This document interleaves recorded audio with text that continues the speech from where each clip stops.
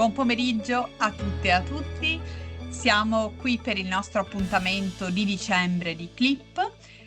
Oggi dall'Ateneo Barese, ma dal Dipartimento Ionico di Taranto, abbiamo una nutrita compagine a interagire con noi sulla gestione flessibile dell'orario di lavoro.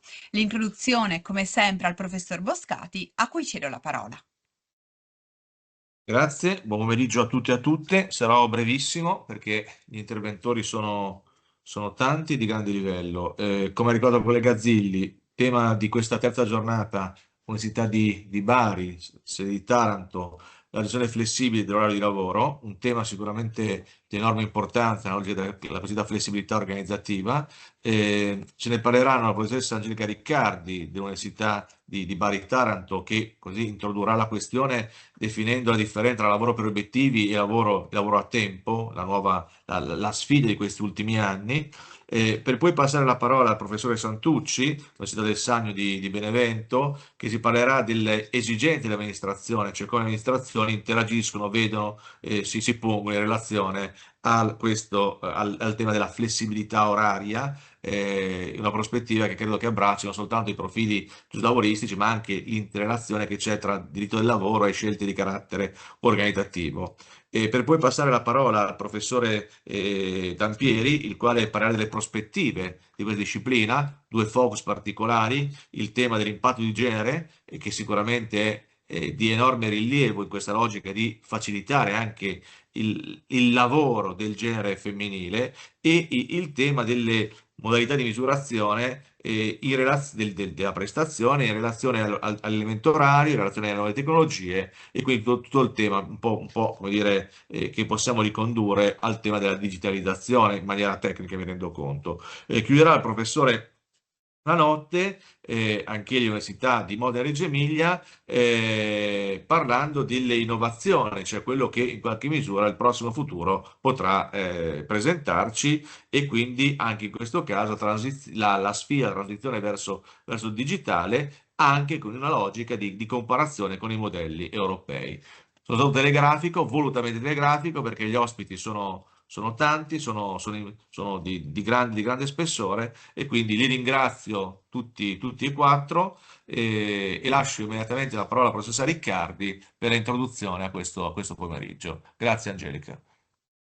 Buon pomeriggio, ringrazio ancora i professori Boscati e Zili per continuare a darci l'occasione di affrontare queste tematiche, e in particolare mi sono riservata per l'apertura di questo seminario uno dei temi proposti dagli organizzatori, quello dell'alternativa tra lavoro a tempo e lavoro per obiettivi, e la possibilità di un superamento della cultura del controllo dell'orario di lavoro.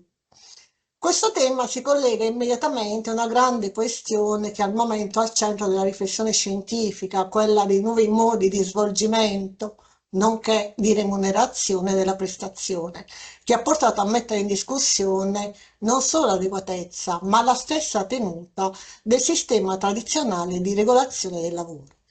Abbiamo quindi da una parte la diffusione di modi di lavorare nuovi, sganciati dalle tradizionali coordinate spazio-temporali, dall'altra parte la rilevanza sempre crescente che la valutazione dei risultati, o nel lessico del legislatore del settore pubblico la performance, sta assumendo. In particolare, la destrutturazione dei tempi di lavoro, che marca alcuni dei nuovi modi di svolgimento della prestazione, e penso non solo al lavoro su piattaforme digitali, ma anche al lavoro agile, che tanto è stato impiegato negli enti pubblici durante gli anni della pandemia e tanto continua a essere impiegato ancora oggi. Questa destrutturazione è stata letta come un arretramento del potere direttivo e datoriale a fronte di un'accentuazione del potere autonomo del lavoratore di organizzare le modalità di svolgimento della prestazione. Allo stesso modo, l'ancoraggio di parte della retribuzione dei risultati prodotti, e questo non solo con riguardo ai lavori cosiddetti destrutturati, ma anche con riguardo ai lavori standard.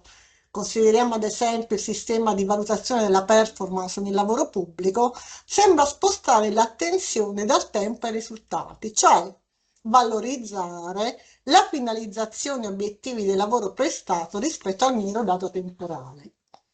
Questi elementi così hanno portato a mettere in dubbio la tenuta dell'ordinario apparato normativo per regolare questi nuovi assetti organizzativi e in particolare la tenuta dell'orario di lavoro, che in questo sistema rappresenta il parametro di determinazione sia della prestazione lavorativa sia della controprestazione retributiva e che viene considerato uno dei residui di un modello non più adeguato a dare conto del nuovo che avanza, che richiede invece, così si dice, una valorizzazione del risultato del lavoro prestato.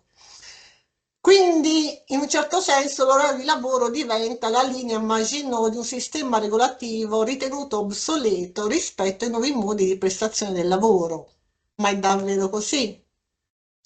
È opportuno fare qualche breve considerazione a carattere generale su che cosa implica lo spostamento del focus dal tempo ai risultati, perché questo dibattito, sebbene stia investendo soprattutto il lavoro nel settore privato, in alcuni dei suoi portati assume rilievo anche nel settore pubblico. Basti pensare non solo al sistema di valutazione della performance che dal 2009 regge le pubbliche amministrazioni, ma anche alle nuove frontiere organizzative di ispirazione aziendalistica che in questo settore vengono prospettate negli ultimi tempi.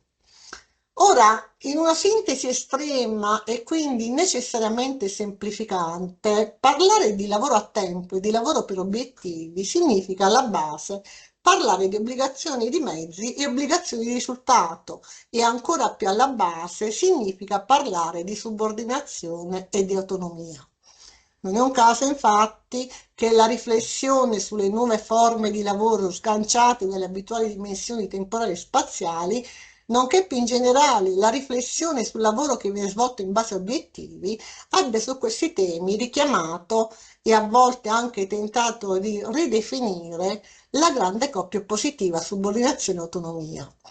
È dalla costruzione di subordinazione da cui si parte, infatti, che dipende la fissazione dei termini in cui il problema va impostato. La presunta inadeguatezza della costruzione codicistica del contratto di lavoro subordinato rispetto a queste nuove forme di lavoro ristrutturato oppure rispetto al lavoro finalizzato a obiettivi parte dal presupposto che l'articolo 2094 sia costruito su un modello di lavoro unitario, un modello caratterizzato da un'unità di tempo e di spazio, il lavoro nella grande fabbrica per intenderci, tanto che si parla oggi di post-terrorismo, post-fordismo. In realtà questo è sbagliato non solo su un piano giuridico, ma anche sul piano storico, per il semplice fatto che in Italia il terrorismo-fordismo si diffonde solo negli anni 50 e 60, quindi gli anni della grande industrializzazione di massa.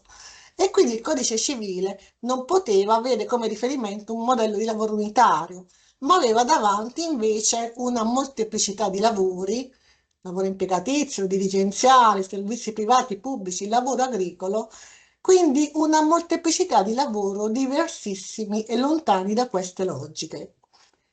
In realtà l'articolo 2094 del Codice Civile, attraverso il riferimento alla collaborazione nell'impresa e all'eterodirezione, riesce a dare una rappresentazione giuridica unitaria del lavoro subordinato, costruisce una fattispecie contrattuale è insensibile alla materialità del lavoro da prestare e al tipo di organizzazione della produzione, una fattispecie, come è stato detto con una bella immagine, in grado di includere l'operaio, il dirigente e l'incantatrice di serpenti di un caffè champagne. Quindi abbiamo un criterio qualificatorio che è quello dell'eterodirezione che individua una fattispecie che coinvolge un lavoratore astratto dal concreto contenuto del lavoro da prestare, astratto dalle concrete condizioni in cui quel lavoro è prestato, un criterio quindi che è sufficiente a individuare il lavoro subordinato e assegnare la diversità rispetto al lavoro autonomo. Per cui queste modificazioni della dimensione spazio-temporale, per quanto effettivamente destrutturino l'organizzazione del lavoro, alla fine non fanno sparire né la collaborazione né l'eterodirezione. Quindi non mettono in crisi l'ordinaria fattispecie contratto di lavoro subordinato.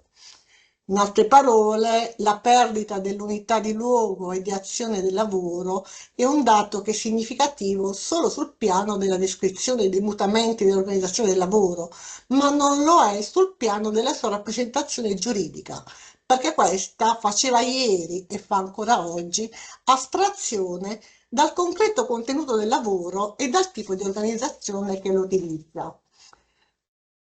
Fondare il contratto di lavoro subordinato sull'eterodirezione della prestazione serve già di per sé a segnare i termini in cui la tematica del lavoro per obiettivo è impostata.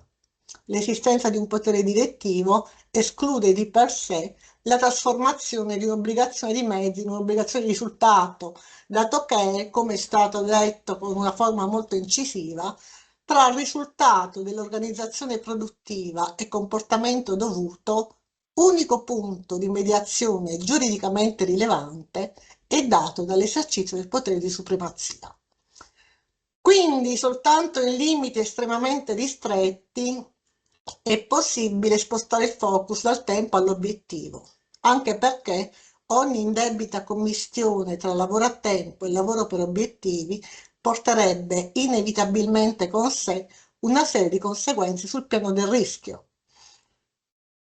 E allo stesso modo non possiamo trascurare la possibilità di autodeterminazione non solo della prestazione lavorativa, ma anche del più generale contesto organizzativo ambientale, che rappresenterebbe la precondizione per imputare al lavoratore la responsabilità del risultato della propria prestazione. E siamo qui al punto cruciale della questione.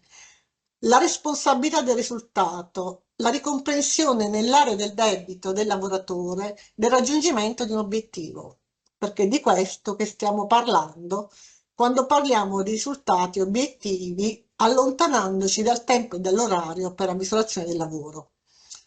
Parlare di lavoro per obiettivi significa infatti parlare di una determinata costruzione degli obblighi del lavoratore, significa parlare di diligenza, di rendimento e in ultima ipotesi di adempimento dell'obbligazione.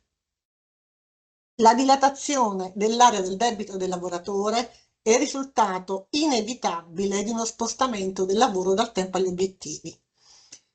Ora si capisce perché l'orario di lavoro per questi profili diventa la linea del fronte. Al di là di sofisticate speculazioni sui nuovi modi di lavorare, parlare di orario di lavoro significa alla base parlare di lavoro dovuto e correlativamente esigibile e di retribuzione.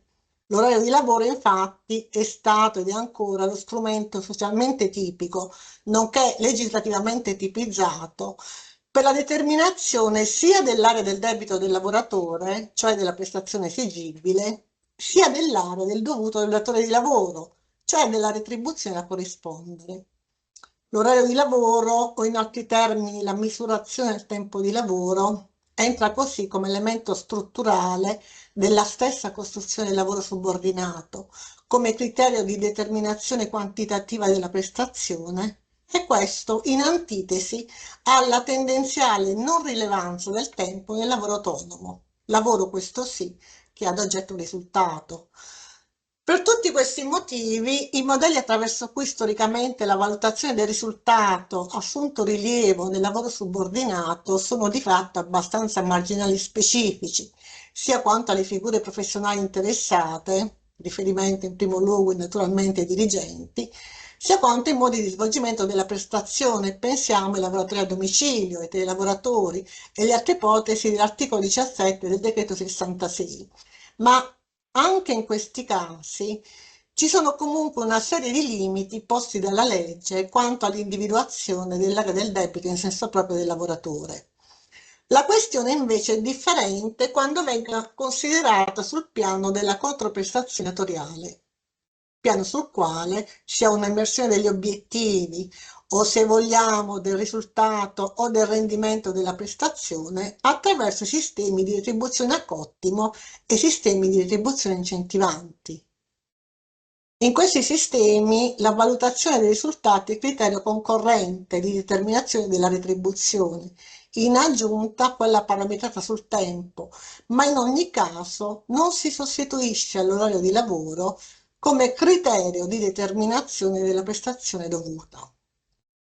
Il lavoro pubblico conosce già da prima della privatizzazione dei sistemi di retribuzione di tipo incentivante, ancorati ai risultati, quindi ricordiamo ad esempio i DPR 347 e 348 dell'83, che per alcune tipologie di amministrazioni avevano appunto introdotto dei sistemi collegati a indicatori di produttività oppure a specifici obiettivi. Anche nel sistema della riforma post 93 troviamo un sistema di retribuzione variabile e di valutazione del personale, anche se la realizzazione di questo sistema è stata diversa nei vari periodi. Nella fase iniziale questa materia era rimandata alla contrattazione collettiva e tutti ricordiamo la stagione degli incentivi a pioggia e c'è stato quindi un problema di mancata correlazione tra conseguimento del risultato e erogazione della retribuzione variabile. Con il decreto 150 del 2009 si ha un punto di svolta. Il legislatore riserva a sé questa tematica e pone una disciplina imperativa, sia quanto alle modalità di misurazione e valutazione della performance, sia conseguentemente in materia di erogazione di trattamenti retributivi e di corresponsione di altri incentivi sia economici che di carriera. Di fatto lascia alla contrattazione collettiva una mera funzione distributiva di risorse secondo queste linee. Con il decreto 150, sappiamo tutti, viene prefigurato il ciclo della performance che è diretto a mettere a sistema tre strumenti diversi: i sistemi di programmazione di controllo, i sistemi di performance management centrati sulla misurazione dei risultati, alla fine i sistemi retributivi. Per quello che ci interessa più da vicino, viene regolamentata la performance a livelli diversi, quindi amministrazione, vita organizzativa, singolo prestatore, e negli ultimi due livelli il raggiungimento dell'obiettivo costituisce il presupposto per l'erogazione della retribuzione variabile di risultato e delle altre premialità previste, che possono essere di tipo economico oppure riferirsi alla carriera. Sappiamo bene che questo sistema complesso spesso ha peccato di farraginosità. Ci sono state difficoltà nell'individuazione di obiettivi e di parametri di valutazione.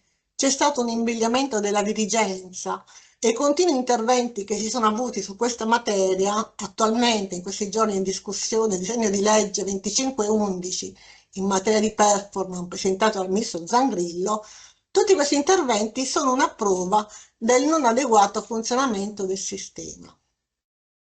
Senza dilungarci su questi profili, però, si può dire che nel settore pubblico il ciclo della performance è lo strumento tipizzato dal legislatore per la fissazione di obiettivi al dipendente e per l'apprezzamento del risultato del lavoro. E quello che mi preme porre in evidenza è che in questa articolatissima normativa nemmeno una norma interviene in materia di orario di lavoro o di durata della prestazione o lascia degli spazi di qualunque genere per un passaggio da lavoro a tempo a lavoro per obiettivi.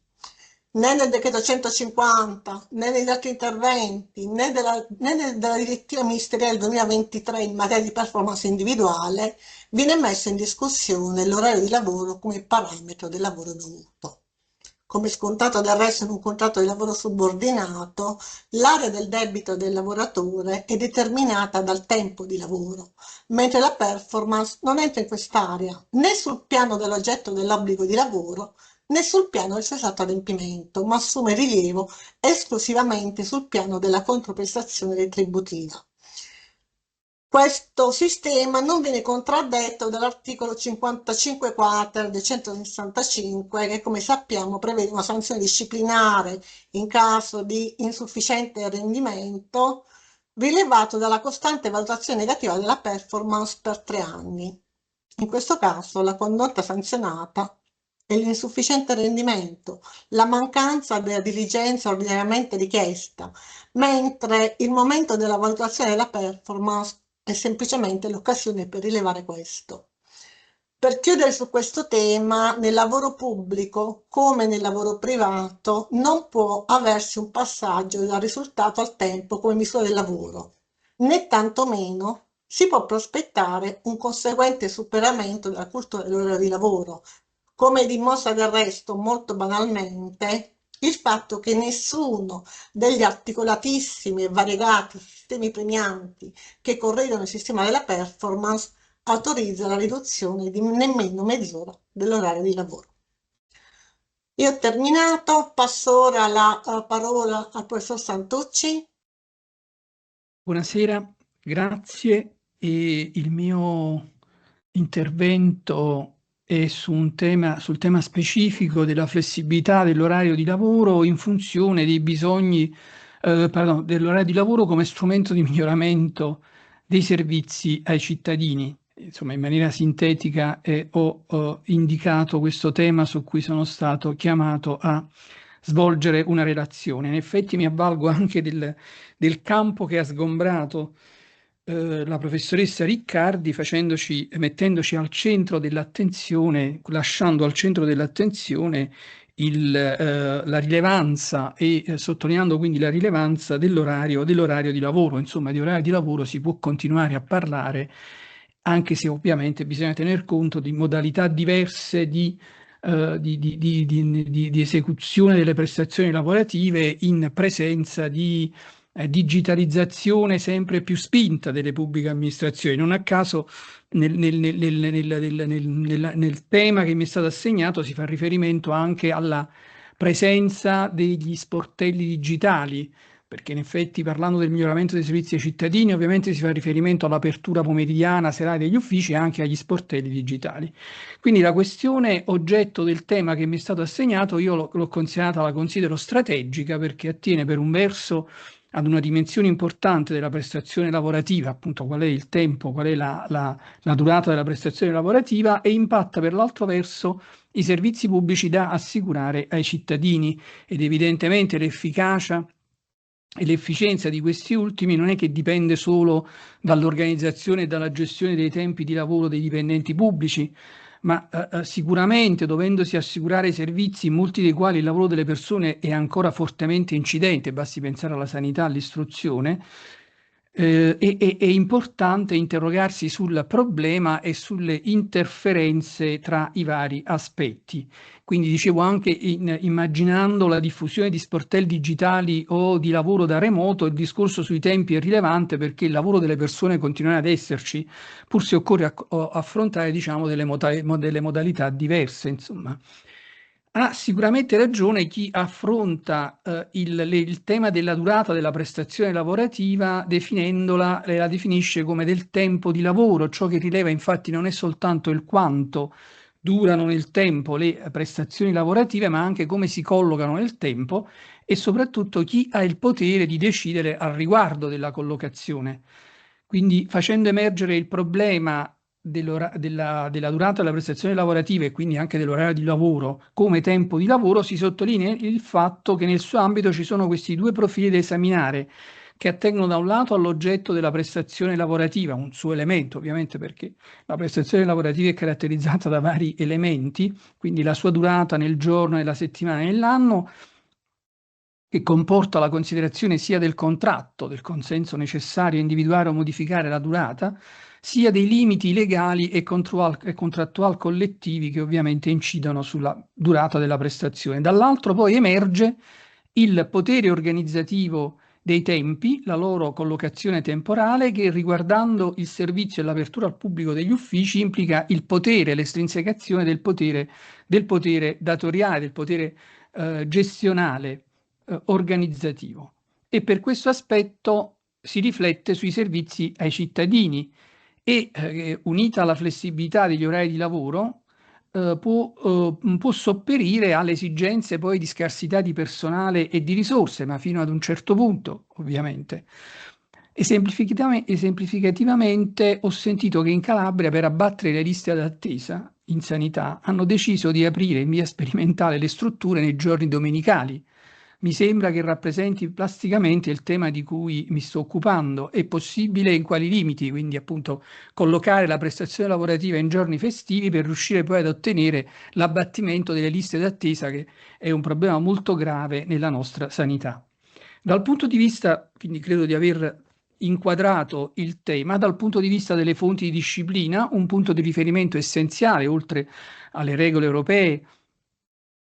La Carta dei diritti fondamentali dell'Unione Europea, l'articolo 31, e costituzionali, l'articolo 36, commi 2 e 3 della nostra Costituzione, è costituito dal decreto legislativo 66 del 2003, applicabile trasversalmente all'impiego pubblico e privato, fatte alcune eccezioni. Ma confermando il carattere speciale della disciplina del rapporto di lavoro con le pubbliche amministrazioni, vi sono altre disposizioni che regolano la materia, in particolare l'articolo 2, comma 1 del decreto legislativo 165 del 2001, ma ci sono anche dei residui normativi di altre epoche che sono un po' duri ad essere archiviati, anche se a mio parere possono considerarsi superati. La risposta a questa domanda va anche valutata alla luce di quanto i contratti collettivi attuino o deroghino il decreto legislativo 66 del 2003 oppure interferiscono con il potere dirigenziale, con il potere, diciamo, di collocare la prestazione lavorativa, e di come poi la giurisprudenza applichi la normativa in materia. Cioè sono tutti gli elementi che ovviamente noi giuristi dobbiamo considerare. Diciamo che l'organizzazione dell'orario di servizio e di apertura al pubblico è ascrivibile al potere organizzativo delle amministrazioni pubbliche, in particolare della dirigenza. L'articolo 2,1 del decreto legislativo 165, che si occupa delle fonti, al primo comma, nel delineare gli ambiti rimessi alla disciplina pubblicistica degli uffici pubblici, non ripeto la disposizione, stabilisce che le pubbliche amministrazioni ispirano la loro organizzazione al criterio, in questo caso sì, dell'armonizzazione degli orari di servizio e di apertura degli uffici pubblici con le esigenze dell'utenza e con gli orari delle amministrazioni dell'Unione Europea. Se poi prendiamo in considerazione, se poi consideriamo l'articolo 5 sul potere organizzativo, si stabilisce che le amministrazioni pubbliche assumano ogni determinazione organizzativa al fine di assicurare l'attuazione dei principi di quell'articolo 2,1 e la rispondenza al pubblico interesse dell'azione amministrativa. E al comma 2 ancora, nell'ambito, negli atti, nelle leggi degli atti organizzativi di quell'articolo 2,1, la determinazione per l'organizzazione degli uffici e le misure inerenti alla gestione dei rapporti di lavoro sono assunte in via esclusiva dagli organi preposti alla gestione, con la capacità e i poteri del privato datore di lavoro, fatta salva l'informazione ai sindacati, ovvero le ulteriori forme di partecipazione previste nei contratti collettivi. È dunque chiara che la dislocazione del potere organizzativo in relazione alla collocazione dei tempi di lavoro sia in ambito pubblicistico e privatistico organizzativo, quindi sia in ambito pubblicistico, cioè leggi e regolamenti, sia poi nel rispetto di leggi e regolamenti ci sia il potere organizzativo e gestionale della dirigenza. Se considerassimo poi vigenti queste vecchie normative, cioè la legge numero 79 del 97, ne avremmo una conferma, perché si impone alla pubblica amministrazione di adottare regimi di orario articolati su 5 giorni lavorativi, lasciando libera la valutazione sul 6º giorno, e poi ancora, e quindi rimette ancora una volta alla scelta alle amministrazioni, lasciando aperta la possibilità lasciando aperta solo la possibilità del confronto, della partecipazione sindacale. Ma dobbiamo anche sottolineare che lo stesso articolo 1 del decreto legislativo 66 del 2003, il quale dice che le disposizioni contenute nel presente decreto, nel dare attuazione organica alle direttive europee, sono dirette a regolamentare in modo uniforme su tutto il territorio nazionale, nel pieno rispetto dell'autonomia negoziale collettiva, i profili di disciplina del rapporto di lavoro connessi all'organizzazione dell'orario di lavoro. Quindi si capisce chiaramente che ci sono delle connessioni e c'è comunque in ogni caso una separazione. Questo, aver attribuito quindi il potere di collocazione, sembra comunque scontata questa cosa che sto dicendo, ma la sottolineo, e chiaramente comporta anche dei problemi di coordinamento tra uffici e uniformità nazionali verso esigenze locali.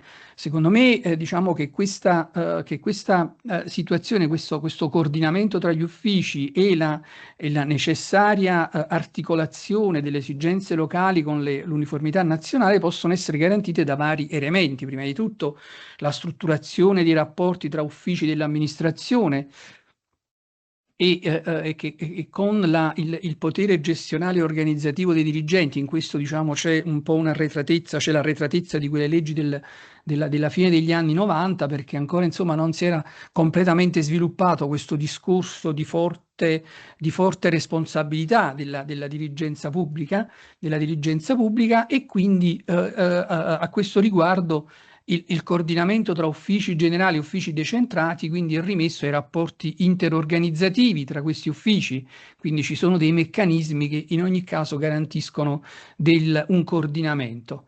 E ovviamente sappiamo bene che i pubblici uffici sono organizzati secondo disposizioni di legge. Poi tra le funzioni dirigenziali rientrano le attività di organizzazione e gestione del personale e di gestione dei rapporti di lavoro. Basta ricordare gli articoli 16 e 17 sempre del decreto legislativo 165 del 2001. Gli uffici dirigenziali generali sono chiamati ad occuparsi dei profili organizzativi e gli uffici dirigenziali non generali di quelli gestionali, e c'è necessariamente coordinamento e monitoraggio. E quindi ancora una volta la questione si risolve con le relazioni organizzative tra gli apparati amministrativi e tra gli organi, e poi in ogni caso conta la separazione tra definizione degli obiettivi e dei programmi da attuare, nonché verifica della rispondenza dei risultati raggiunti, che spetta appunto all'attore politico nell'amministrazione, e gestione finanziaria, tecnica e amministrativa che viene attribuita ai dirigenti. E per quanto riguarda i ministeri, sull'articolazione periferica si registra poi il potere di coordinamento dell'ufficio territoriale di governo, appunto delle prefetture. Un altro aspetto, un altro elemento che dovrebbe garantire l'uniformità verso poi come dire, la rilevanza delle specificità è data dai livelli essenziali delle prestazioni, che in effetti dovrebbero essere garantiti su tutto il territorio nazionale, LEP, LEPS, LEA, a secondo, diciamo, del tipo di attività di cui si discute. Quindi sono degli standard minimi che si garantiscono per tutti i diritti civili e sociali dei cittadini su tutto il territorio nazionale. Quindi questo dovrebbe comunque costituire un parametro. Certo, da questo punto di vista forse i passi sono stati fatti più di recente e non sempre sono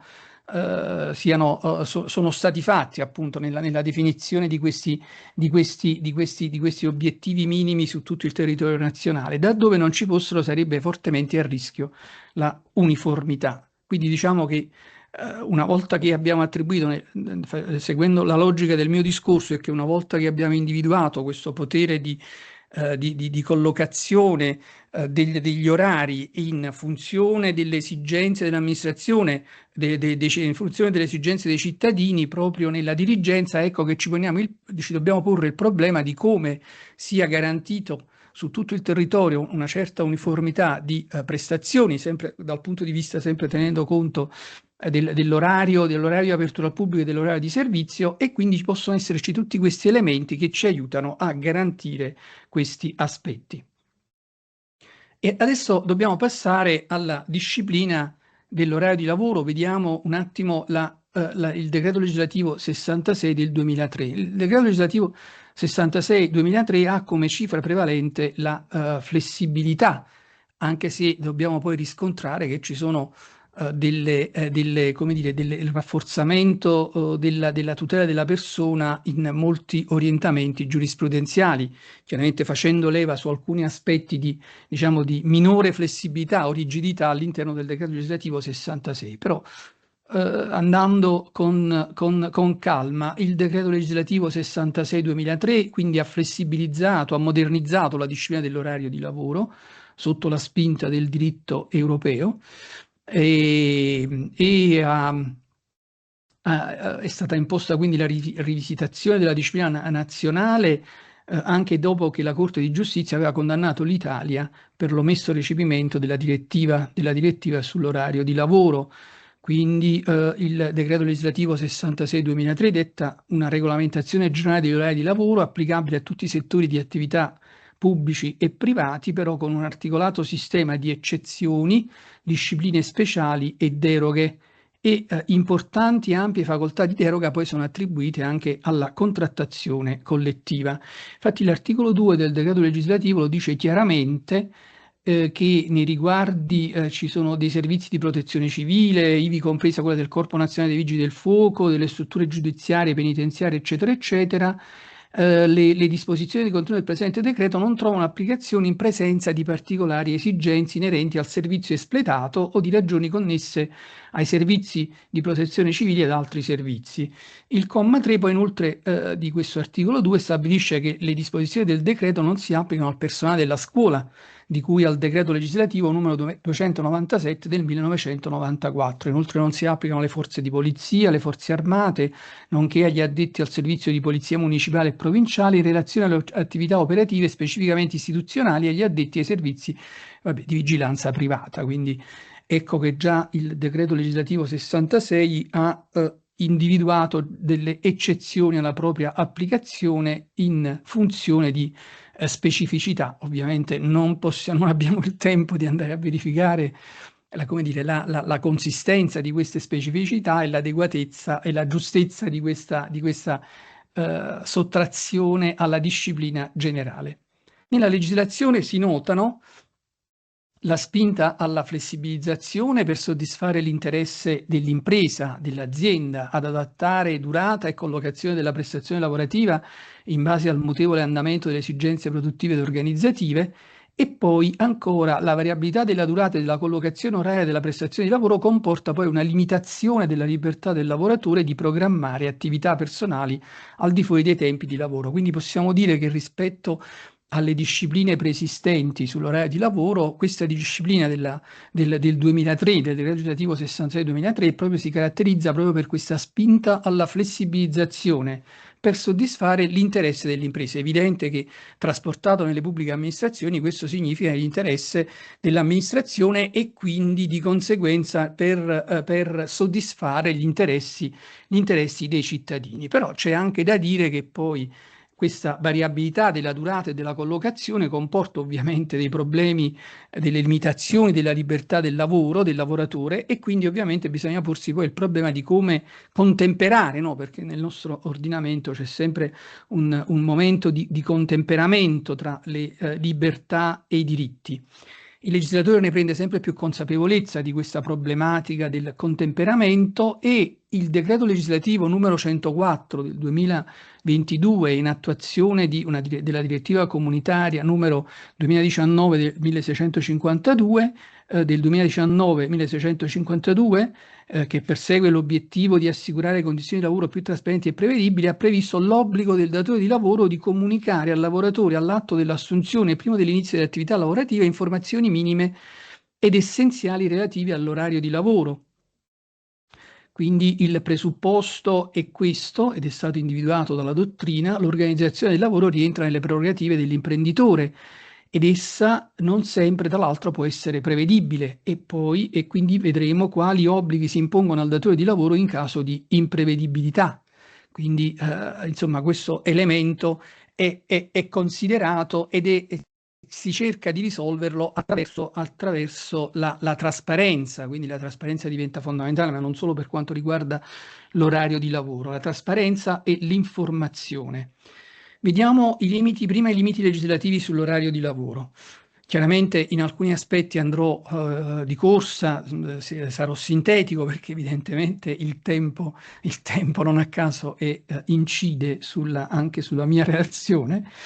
E i limiti abbiamo detto che sono prevalentemente flessibili, c'è solo qualche rigidità. La flessibilità è affidata ai contratti collettivi. I contratti collettivi di lavoro sono quelli stipulati dalle organizzazioni sindacali dei lavoratori comparativamente più rappresentativi. Ma il decreto legislativo 66-2003 non stabilisce la durata massima della giornata lavorativa, e per conformarsi alla prescrizione costituzionale ecco che il limite si ricava dalla disposizione che prevede un riposo minimo giornaliero di 11 ore, quindi si potrebbe addirittura arrivare ad una durata giornaliera di 12 ore e 50 sottratta la pausa di 10 minuti, ferma restando la possibilità dei contratti collettivi di fissare la durata minima. A livello legislativo abbiamo la durata, l'orario settimanale normale, che è l'orario ordinario pari a 40 ore, e scusate, l'orario settimanale massimo, che è l'orario comprensivo dello straordinario pari a 48 ore. Entrambi possono essere riferiti però alla media dell'orario svolto in periodi plurisettimanali, il cosiddetto orario multiperiodale. Per l'orario normale si demanda ai contratti collettivi e la possibilità di calcolarlo facendo riferimento alla media durata della prestazione lavorativa che si svolge in un periodo non superiore all'anno, articolo 3,2. Per l'orario massimo, invece, la legge prevede che la durata deve essere calcolata con riferimento in un periodo non superiore ai 4 mesi, fermo restando che i contratti collettivi possono allungare questo periodo fino a 12 mesi a fronte di ragioni obiettive tecniche inerenti all'organizzazione del lavoro. Quindi questi sono i punti, il punto centrale della disciplina legislativa. Accanto a questo vi è poi la nozione di orario di lavoro, che effettivamente presenta, come dire, una maggiore rigidità perché c'è una maggiore ampiezza tale da fagocitare anche aspetti che prima non erano considerati orario di lavoro. Perché? Perché si stabilisce che per orario di lavoro si intende qualsiasi periodo in cui il lavoratore sia al lavoro a disposizione del datore nell'esercizio delle sue attività e funzioni, e quindi è una nozione che può ricomprendere anche i periodi in cui il lavoratore non sia impegnato a svolgere la propria attività lavorativa, ma ciò nonostante sia obbligato a rimanere sul luogo di lavoro a disposizione del datore di lavoro. E ovviamente, diciamo, accanto a questi elementi normativi che vi ho indicato, ci sono poi degli altri che riguardano il lavoro straordinario, quindi ci sono definizioni di che cos'è il lavoro straordinario. Il lavoro straordinario è quello prestato oltre all'orario normale di lavoro e può essere previsto dai contratti collettivi, e in questo caso il lavoratore è obbligato a prestarlo. In mancanza di disciplina collettiva non può superare 250 ore annue ed è richiesto il consenso del lavoratore, salvi le ipotesi in cui la prestazione straordinaria sia necessaria per fronteggiare esigenze eccezionali, cause di forze maggiori o eventi particolari individuati dal legislatore. E il lavoro straordinario è compensato con la maggiorazione prevista dai contratti collettivi. C'è una disciplina anche sul lavoro notturno, una articolata definizione sul lavoro notturno, e a cui rinvio perché non posso adesso soffermarmi perché il tempo scorre, e con delle tutele perché il lavoro notturno presenta appunto determinati rischi, e quindi bisogna anche capire se il lavoratore sia idoneo a poter prestare il lavoro notturno, e ci sono anche delle esclusioni, dei divieti di lavoro notturno, divieti soprattutto che riguardano le donne in gravidanza, e c'è un controllo anche sindacale sul lavoro notturno. E poi ancora abbiamo anche il lavoro a turni. Il lavoro a turni però è un lavoro che si nutre soltanto di una definizione, non ci sono delle regole specifiche. Il lavoro a turni, insomma, è qualsiasi metodo di organizzazione del lavoro, anche a squadre, in base ai quali i lavoratori siano successivamente occupati secondo un determinato ritmo, compreso il ritmo rotativo, che può essere di tipo continuo e discontinuo, e quindi comporti la necessità per i lavoratori di compiere un lavoro a ore differenti su un periodo determinato di giorni o di settimane. Quindi, come vedete, anche in questo caso molta flessibilità. E la flessibilità è ulteriore se poi si vanno a guardare le deroghe alla disciplina della durata settimanale dell'orario di lavoro. Per esempio, per quanto riguarda le occupazioni che richiedono un lavoro discontinuo di semplice attesa o custodia, per il personale viaggiatori dei servizi pubblici di trasporto per via terrestre, il personale addetto ai servizi funebri, cimiteriali e così via. Accanto a questo poi ci sono le regole e i limiti sui riposi. In effetti anche il riposo ha la sua rilevanza, perché abbiamo anche visto che il periodo di riposo consente poi di definire la durata della giornata lavorativa, per cui ci sono è indicato specificamente quale sia il periodo di riposo. Il periodo di riposo è qualsiasi periodo che non rientra nell'orario di lavoro, e ci deve essere un riposo adeguato secondo le definizioni generali contenute nella parte iniziale del decreto legislativo 66, per cui i lavoratori devono disporre di periodi di riposo regolari, la cui durata è espressa in unità di tempo e sufficientemente lunghi e continui per evitare che a causa della stanchezza fisica o di altri fattori si possano provocare lesioni a se stessi e ad altri lavoratori. Anche per quanto riguarda, adesso non posso soffermarci, chiaramente sono previsti il riposo settimanale, il riposo giornaliero.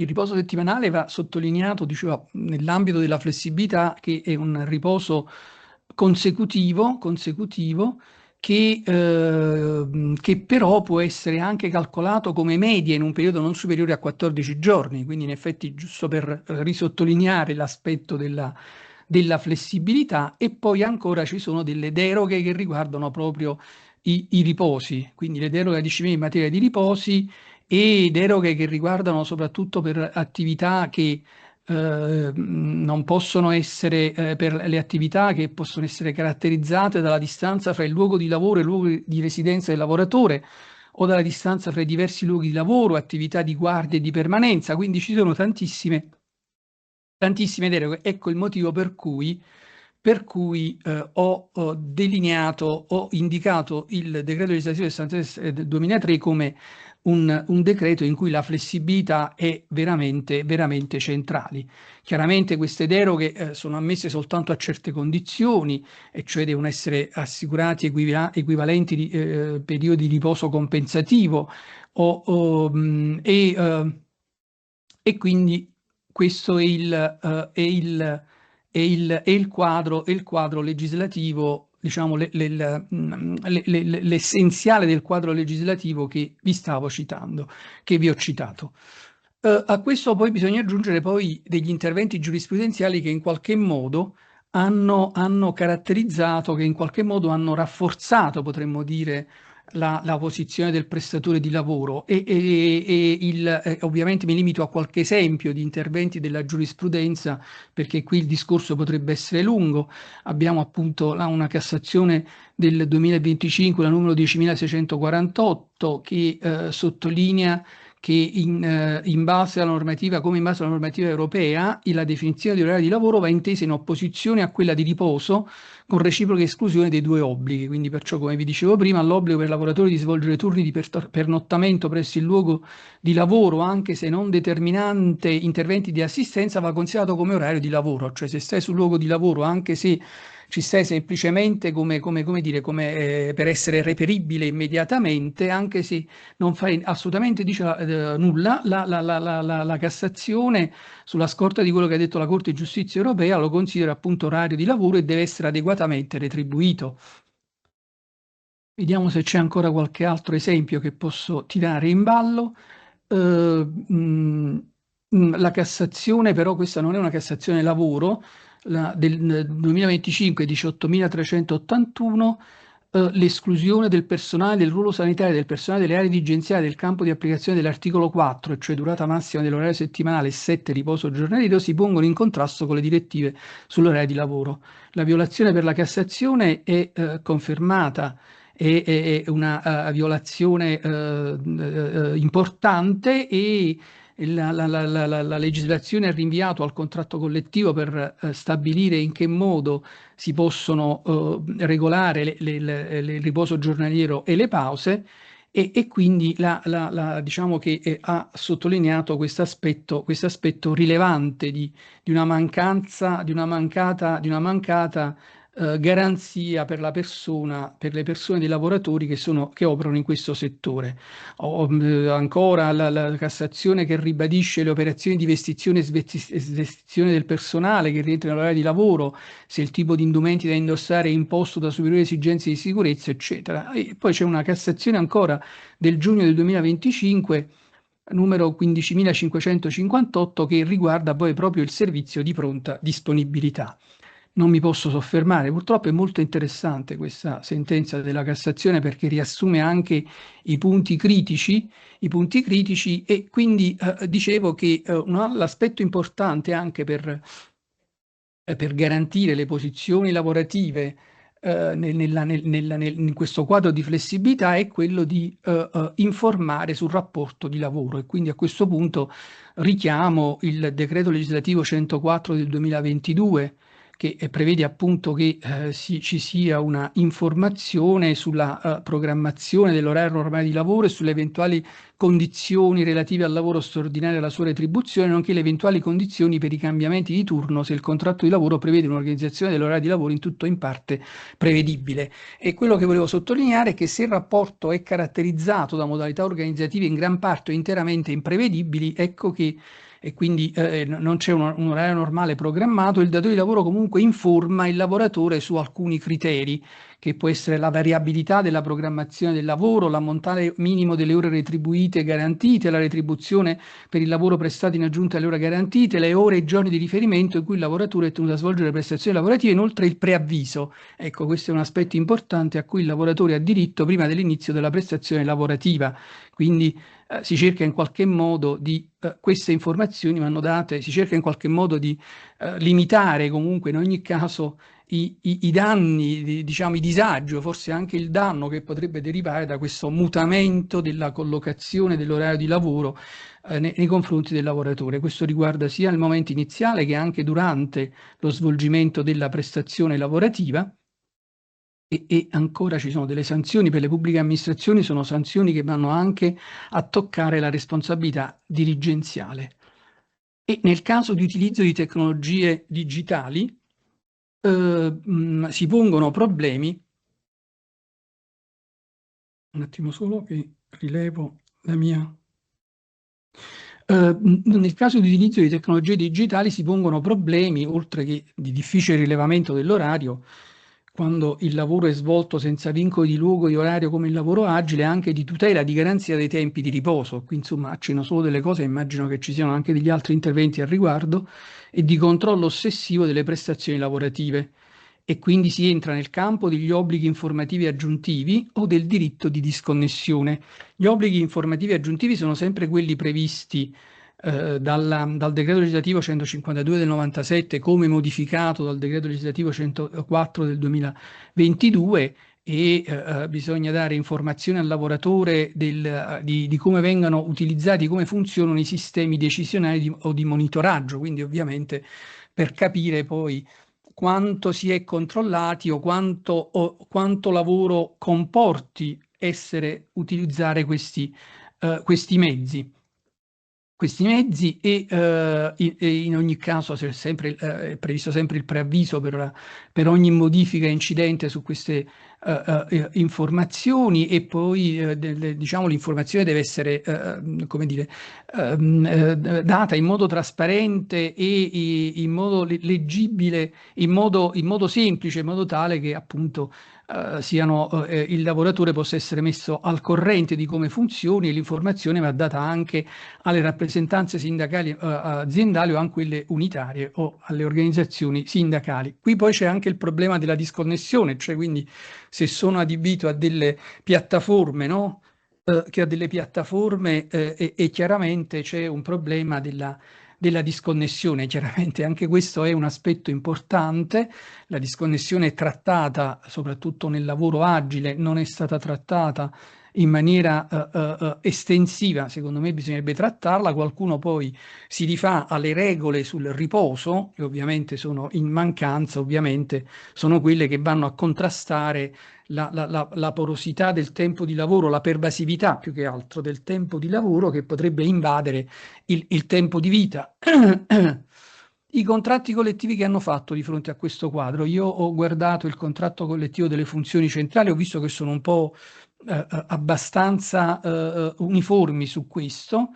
Per certi aspetti rispettano il potere organizzativo dirigenziale dei dirigenti, per altri aspetti mi sembrano che entrino un po' troppo nel merito delle tipologie, delle articolazioni delle tipologie dell'orario di lavoro. In questo modo chiaramente vanno a limitare molto poi il potere organizzativo. Vi faccio soltanto un esempio, se riesco a trovarlo, che in effetti eccolo qui, nel recente contratto 22-24, mi pare che sia il 22-24, sull'articolazione dell'orario dell'articolo 18 prevede la possibilità per le amministrazioni, previo confronto, di articolare l'orario ordinario di 36 giorni, no, non è questo, scusate, e l'ho perso. Comunque si prevede la possibilità di articolare l'orario invece che su 5 giorni, come quello, diciamo, lo standard, che poi ecco come dire, l'eredità di quelle leggi che vi dicevo del 97, e di poterlo fare anche su un numero minore di giorni, però in effetti poi la partecipazione del lavoratore è assolutamente volontaria, quindi questo sta a significare che effettivamente il potere organizzativo viene in qualche modo limitato. Quindi, quindi credo che si può concludere dicendo che il quadro normativo legislativo, diciamo, è importante e dà la possibilità alle amministrazioni di poter perseguire i loro obiettivi. Mi sembra che il quadro contrattuale non lo sia, contrattual collettivo, quindi non si riesce a far rispettare pienamente i poteri organizzativi delle pubbliche amministrazioni, e diciamo che ancora senza una completa tutela e considerazione il futuro che è già cominciato. Bisognerebbe essere più decisi nel blindare i poteri e consentire di esercitarli con i successivi controlimiti pur presenti nella disciplina legislativa. Lo sportello digitale, innovazione tecnologica importante per assicurare servizi continuativi ed efficienti ai cittadini, ma a parte le competenze digitali dei cittadini che possono utilizzare questi sportelli, va considerata poi la necessità di avere personale formato e di immaginare di predisporre tutele specifiche per i lavoratori impiegati, tra cui informazioni per l'utilizzazione e diritto alla disconnessione. Insomma, si assiste ancora ad un mismatch che fa male ai cittadini, alle amministrazioni e ai lavoratori, e si deve fare di più. Mi fermo qui, passo la parola al professore Tampieri.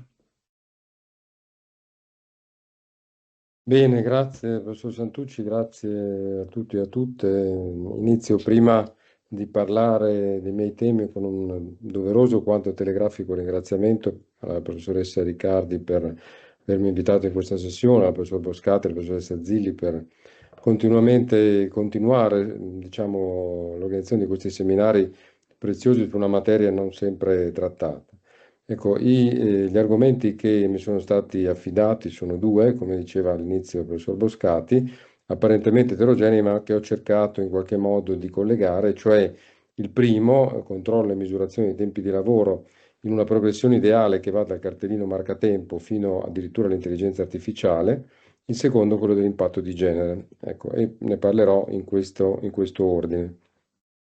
Cominciamo con il primo. Ecco, devo dire che ho trovato interessante una sentenza della Cassazione 2022, la 12.268, abbastanza citata, la quale distingue non solo tra controllo e misurazione dei tempi di lavoro, ma all'interno della misurazione tra produttività e performance.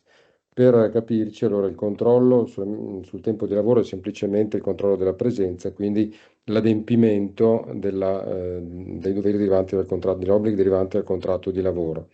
La misurazione invece è finalizzata appunto o alla produttività, che è la quantità di lavoro prodotto dal dipendente, o la performance, che in realtà è qualcosa di diverso, cioè è la rispondenza dei risultati ottenuti rispetto agli obiettivi programmati. E tutti sappiamo, ne ha accennato anche Angelica Riccardi prima, al tema della performance nel lavoro pubblico. Devo dire che innanzitutto la misurazione dei tempi di lavoro, il controllo dei tempi di lavoro sta perdendo un po' centralità con l'avvento del lavoro da remoto, che, inutile dirlo, ha avuto un'accelerazione drammatica con la pandemia, dove il lavoro da remoto nelle pubbliche amministrazioni era la modalità ordinaria. Ci ricordiamo cosa diceva la legge. Dicevo però ha perduto centralità perché i recenti contratti del pubblico impiego, i più recenti contratti di comparto, distinguono opportunamente il lavoro da remoto come lavoro agile e telelavoro, sebbene il telelavoro nell'amministrazione pubblica avesse una storia piuttosto lunga, perché tutti ci ricordiamo che viene dagli anni 90, e appunto, dicevo, nel lavoro da remoto il controllo serrato dei tempi di lavoro si può fare in via telematica, comunicazione dell'inizio e fine della giornata lavorativa, ma ha sempre meno significato. Qui, leggendo, ho trovato una frase molto interessante, molto bella anche di Bruno Trentin, di più di 20 anni fa, riportata da Mauro Della Casa in un articolo recente, dove si dice che il tempo è sempre meno la misura del salario, e questo secondo me è vero anche nella pubblica amministrazione. Invece, come diceva sempre Angelica Riccardi, il controllo della prestazione rimane centrale dal punto di vista strettamente disciplinare, perché tutti sappiamo che l'articolo 55 quater prevede e sanziona in maniera decisa sia l'assenza ingiustificata sia soprattutto l'accertamento in flagranza dell'alterazione della presenza in servizio o comunque del fatto di trarre in inganno l'amministrazione sulla presenza in servizio. Un accenno anche a quello sempre di cui accennava Angelica all'inizio, cioè il tema della presenza in servizio legata alla produttività. Qui ormai dovrebbe essere abbandonato il dibattito lunghissimo, in realtà secondo me non del tutto sopito, per cui la presenza in servizio può servire come indice di produttività. Qui c'è una bella sentenza del Consiglio di Stato 1991, quindi oltre 30 anni fa, che dice testualmente che il raggiungimento del numero minimo di presenze in servizio costituisce di per sé un indice di rendimento e di produttività. Questo era il principio.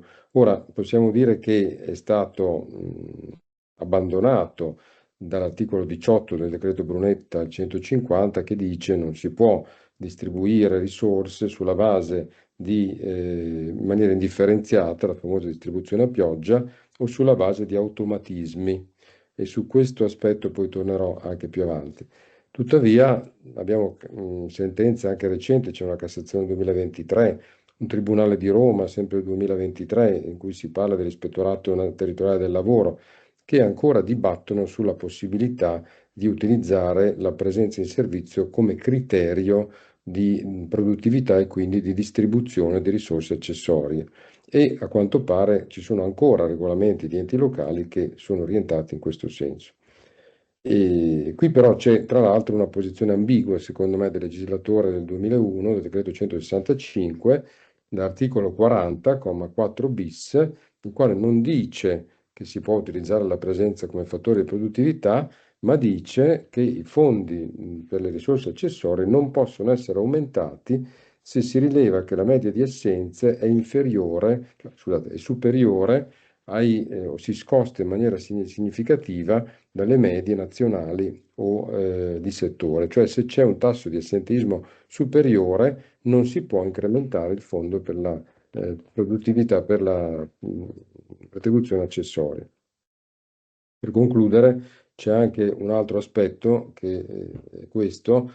Se guardiamo una delle recenti circolari della funzione pubblica, il ministro Zangrillo del 2023, ecco, vediamo che ci sta orientando verso forme di incentivazione in realtà slegate anche dalla mera diciamo incentivazione economica. Si parla di coaching, si parla di mentoring, si parla del fatto che i migliori dipendenti possono diventare best performers e di conseguenza diventare formatori, quindi ci si sposta, il baricentro si sposta anche su altre forme di incentivazione che meno hanno a che fare col tempo di lavoro e con la presenza.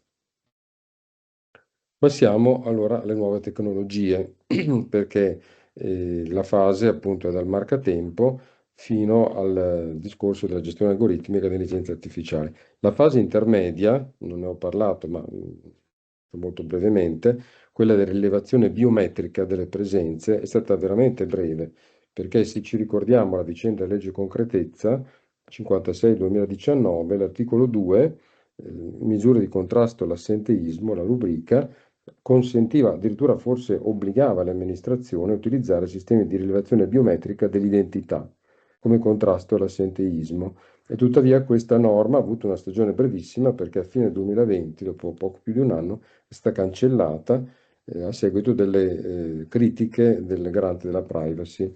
Critiche che il garante della privacy, su cui insiste di nuovo il garante della privacy anche in altri ambiti. Ad esempio c'è una recente sanzione nei confronti di un ente locale, non mi ricordo se il Comune di Trento, che aveva installato delle telecamere, qui non c'entra con la materia del lavoro, ma per rilevare l'identità e le emozioni negative di chi passava vicino a luoghi di culto, ovviamente per ragioni di sicurezza, ma comunque una pratica che il garante ha, diciamo, stigmatizzato.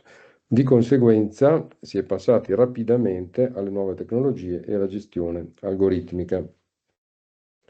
Ovviamente non si parlava di gestione algoritmica e né tantomeno di intelligenza artificiale ai tempi del decreto Brunetta, ma neanche ai tempi del decreto 74 del 2017 che ha modificato il sistema di valutazione della performance. Tuttavia diciamo, è un dato di fatto che questi sistemi possano incidere sulla valutazione del personale.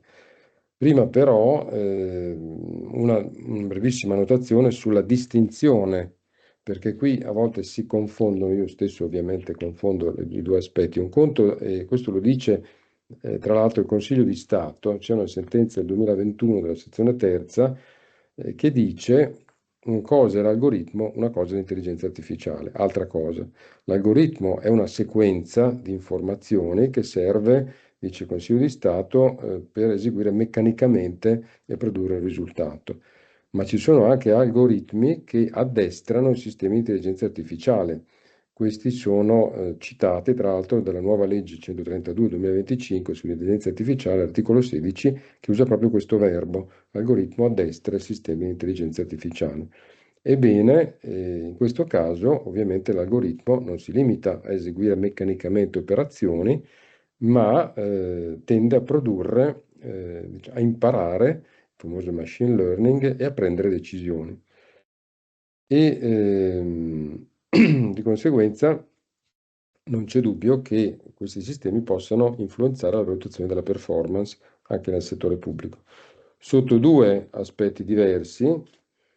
Uno è quello contribuire a fare i calcoli, quindi determinare l'ammontare del premio di risultato quando il premio è predeterminato, l'altro è proprio valutare il premio stesso e quindi ad apprezzare la produttività e a prendere decisioni.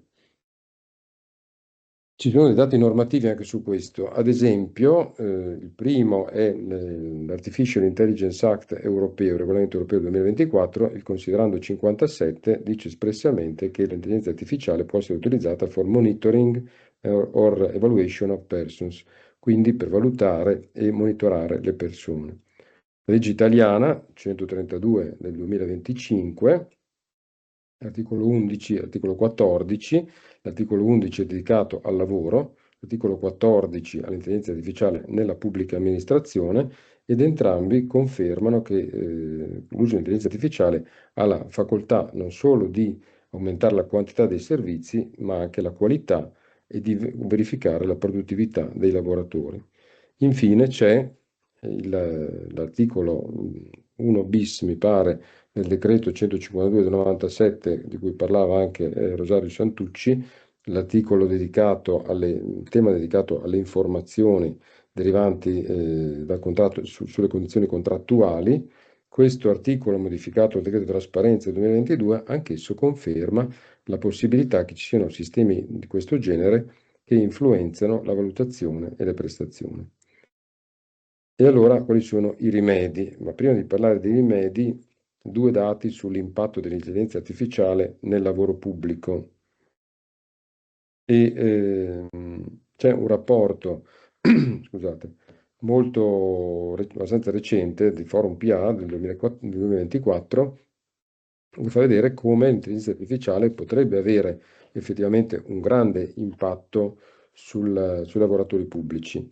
Un impatto che viene valutato in due termini, cioè si parla in generale di esposizione all'intelligenza artificiale, ma in realtà ci sono due aspetti molto diversi. Uno è l'effetto di sostituzione, l'altro è l'effetto di aumento, di complementarietà.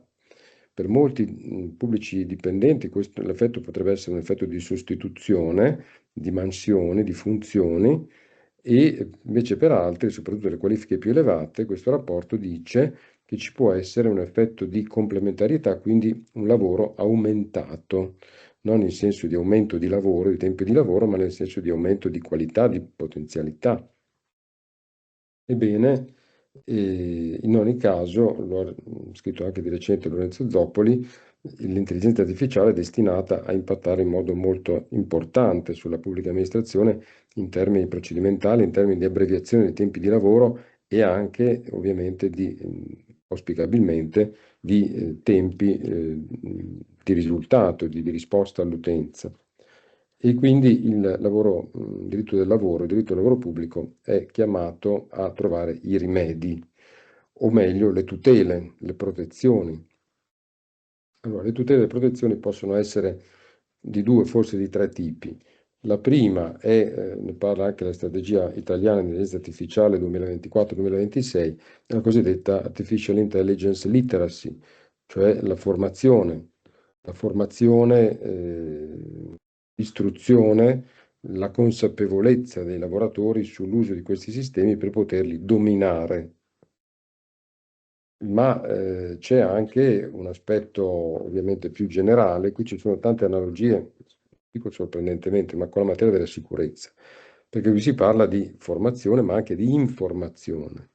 E lo stesso articolo 1 bis citato prima fa leva sull'informazione preventiva dei lavoratori proprio sull'uso di questi sistemi. E anche l'articolo 25 del regolamento europeo parla di informazione dei lavoratori e dei loro rappresentanti sull'uso. Qui è interessante una notazione quasi storica: in uno degli accordi interconfederali della legge quadro del pubblico impiego 1986, l'accordo di PR13 dell'86, si parla già di informazione ai lavoratori e ai loro rappresentanti sull'uso dei sistemi informatici all'epoca. Quindi l'informazione sicuramente ai lavoratori e ai rappresentanti è molto importante.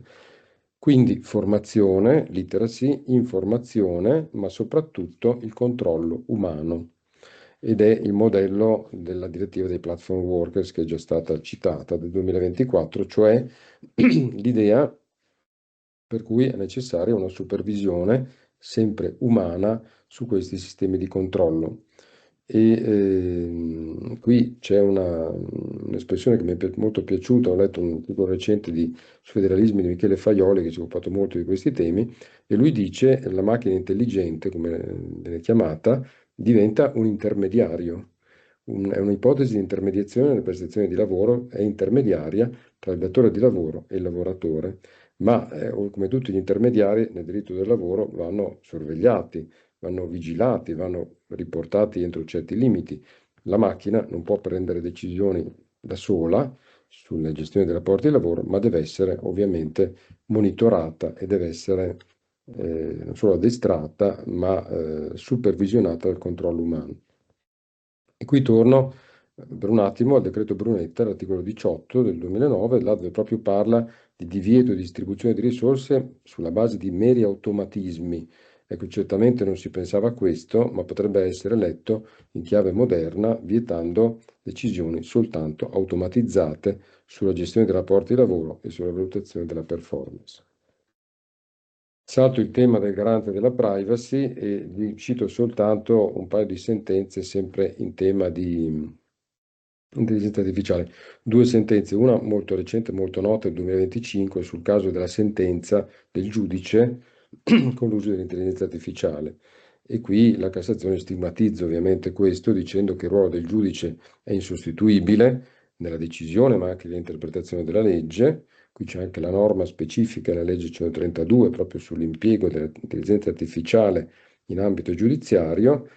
Ma c'è un'altra bella sentenza del Consiglio di Stato, scusate, del TAR Lazio 2018, qualche anno fa, la quale anch'essa stigmatizza l'uso dell'intelligenza artificiale nella pubblica amministrazione con, diciamo, rinuncia all'attività istruttoria e provvedimentale, dice che il funzionario persona fisica deve essere il dominus del procedimento e usa toni quasi apocalittici nel senso comune, non nel senso, diciamo, etimologico, ma dicendo che si deve arginare questa deleteria prospettiva orwelliana, si fa riferimento al Grande Fratello, di dismissione della funzione procedimentale, quindi vista con timore, con sospetto, con paura quasi, questa prospettiva orwelliana.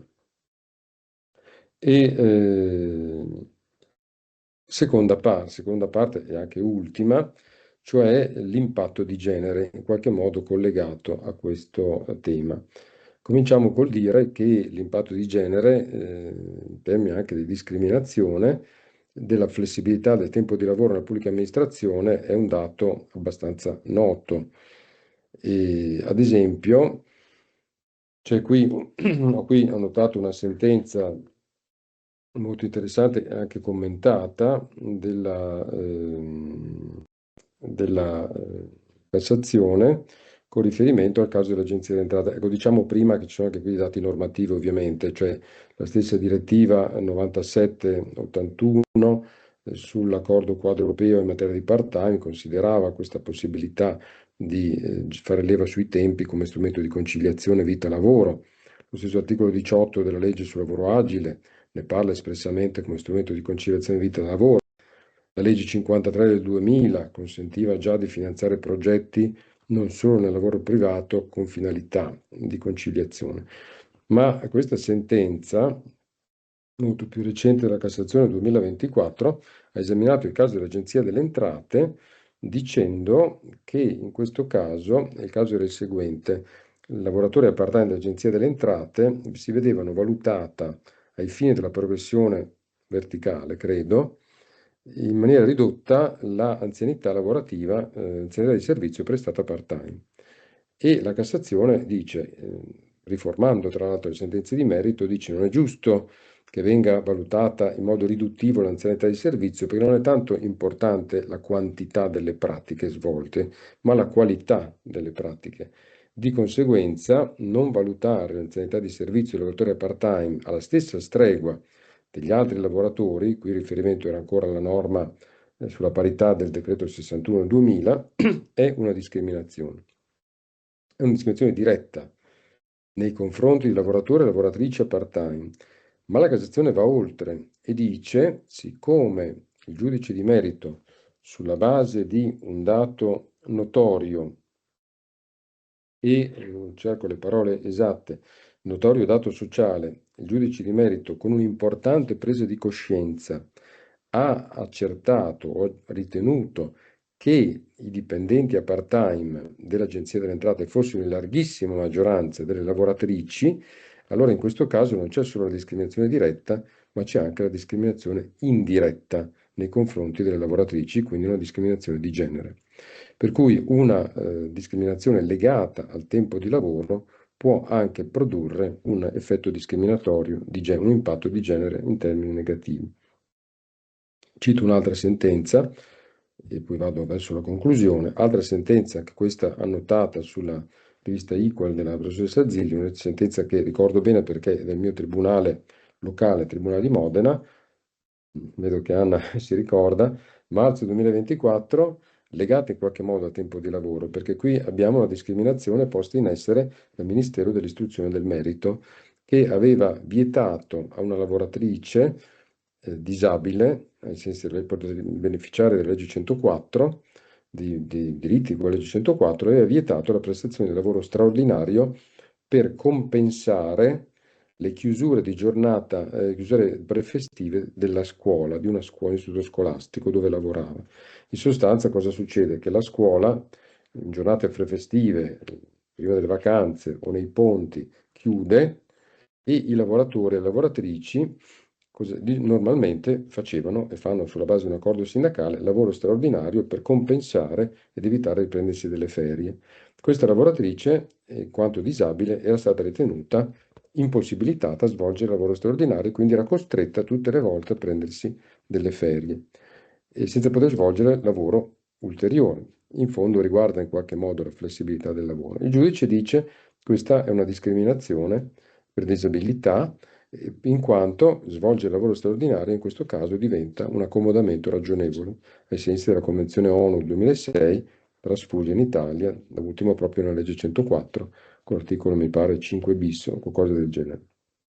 Quindi è un dato, anche giurisprudenzialmente si può dire, accertato, che la flessibilità dei tempi di lavoro può tradursi, se non applicata correttamente, in una discriminazione per ragioni di genere o per altre ragioni. Qui però, questa è un po' l'ultima parte, il tema dell'intelligenza artificiale è intervenuto in maniera massiccia, nel senso che anche qui ha un po' scompaginato tutto l'assetto precedente, perché, anche questo è un tema su cui si è discusso molto e ormai molto studiato, gli algoritmi, quando gestiscono rapporti di lavoro, possono essere viziati da bias originari, cioè dipende da come si costruisce l'algoritmo. Qui c'è un bell'articolo della vicepresidente dell'autorità garante della privacy, la professoressa Ferroni, la quale dice proprio che l'algoritmo può rivelarsi discriminatorio in termini di genere, dipende dal dataset con cui è stato confezionato, ma soprattutto dice l'ACT europeo, il regolamento europeo non fornisce una tutela sufficiente, pur essendo più di 100 pagine, il regolamento europeo, considerando il testo, ci sono pochissimi riferimenti alla discriminazione di genere. C'è un passaggio che dice che vieta il cosiddetto social scoring, cioè il fatto che l'algoritmo o che l'intelligenza artificiale meglio sia costruito in modo da valutare caratteristiche personali, ma c'è soltanto un accenno, addirittura non c'è nessun riferimento esplicito al caso delle discriminazioni di genere. E neanche la legge italiana aiuta in modo particolare. Ecco, allora, per concludere, che cosa potrei dire? Qui mi rifaccio un'esperienza personale, in qualche modo, cioè vorrei parlare della possibilità di incrementare il ruolo del Comitato Unico di Garanzia. Esperienza personale perché sono stato per circa 3 anni presidente del Comitato di Garanzia, Unico di Garanzia del CUG, chiamiamolo così, dell'università. È stata un'esperienza molto interessante, molto intensa per certi versi, però mi ha aiutato a capire questo, cioè che su questi temi e su altri temi il Comitato Unico di Garanzia potrebbe essere utile. È un organo a volte, dico negletto, ma insomma non valorizzato come deve, come dovrebbe. È previsto l'articolo, mi pare 54, 57 del decreto 165, ed è un organo obbligatorio in tutti gli enti pubblici che ha moltissime interazioni col consigliere o consigliera territoriale, con i rappresentanti della sicurezza, con il consigliere o consigliera di fiducia, con la contrattazione integrativa, con la dirigenza, eccetera. Ecco, io penso che anche il ruolo del Comitato Unico di Garanzia vada ripotenziato e vada coinvolto anche in queste forme nuove di gestione flessibile del tempo di lavoro attraverso le nuove tecnologie. Non dimentichiamo che la funzione pubblica, in diverse occasioni, ci sono diverse circolari, 2017, 2019, ha sottolineato il ruolo del CUG dicendo che va sempre sentito il parere del CUG su questi temi e dice, tra l'altro, la funzione pubblica, che il Comitato di Garanzia è un sensore delle situazioni di malessere che possono scaturire nell'ambito dell'amministrazione. Quindi perché non coinvolgere anche questi organismi che sono a disposizione, che hanno una potenzialità notevole in quanto componenti, la componente è variabile, ma è una componente comunque di tutte le parti dell'amministrazione, nell'università, addirittura della componente studentesca, che nel mio caso era anche molto attiva. Quindi io penso che nella pubblica amministrazione ci siano strumenti per affrontare e per diciamo, combattere e contrastare eventuali discriminazioni, eventuali diseguaglianze che possono derivare dall'uso strumentale di queste nuove tecnologie anche in funzione del tempo di lavoro e del tempo flessibile. Io mi fermo qui e spero di essere stato nei tempi e do direttamente la parola all'amico e collega professor Lanotte.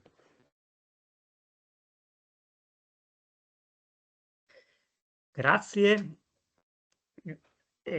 Anch'io inizio con i doverosi ringraziamenti alla professoressa Riccardi per l'invito a partecipare a questa sessione e ai ringraziamenti anche al professor Boscati, alla professoressa Zilli per organizzare ormai da qualche anno questo ciclo di seminari sul lavoro pubblico con ad oggetto delle tematiche sempre molto interessanti ed attuali.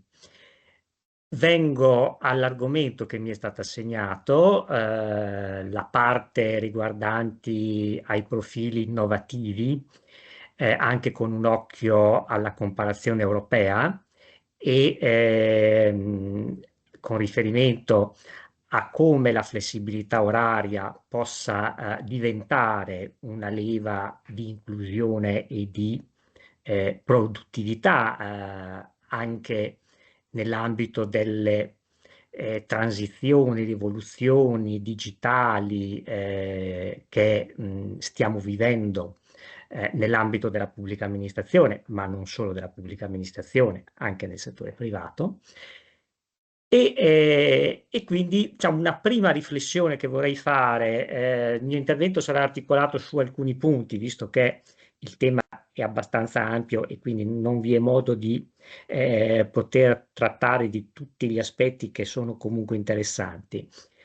E allora nell'approcciare questo tema, una prima riflessione che ho constatato è che innanzitutto quando noi parliamo di flessibilità nell'impiego pubblico ci riferiamo molto spesso, molto frequentemente alla flessibilità contrattuale, quindi parliamo di flessibilità pensando alle tipologie contrattuali flessibili, appunto. C'è anche un articolo nel testo unico, il 36, che è dedicato a questi aspetti, e molto meno frequentemente pensiamo alla flessibilità dei tempi di lavoro. Nonostante il fatto che la flessibilità dei tempi nella pubblica amministrazione ha quantomeno sotto il profilo regolatorio normativo delle origini, possiamo definire antiche, perché risale addirittura alla legge quadro del 1983 e al primo accordo intercompartimentale che ne è seguito, e cioè al DPR numero 13 del 1986.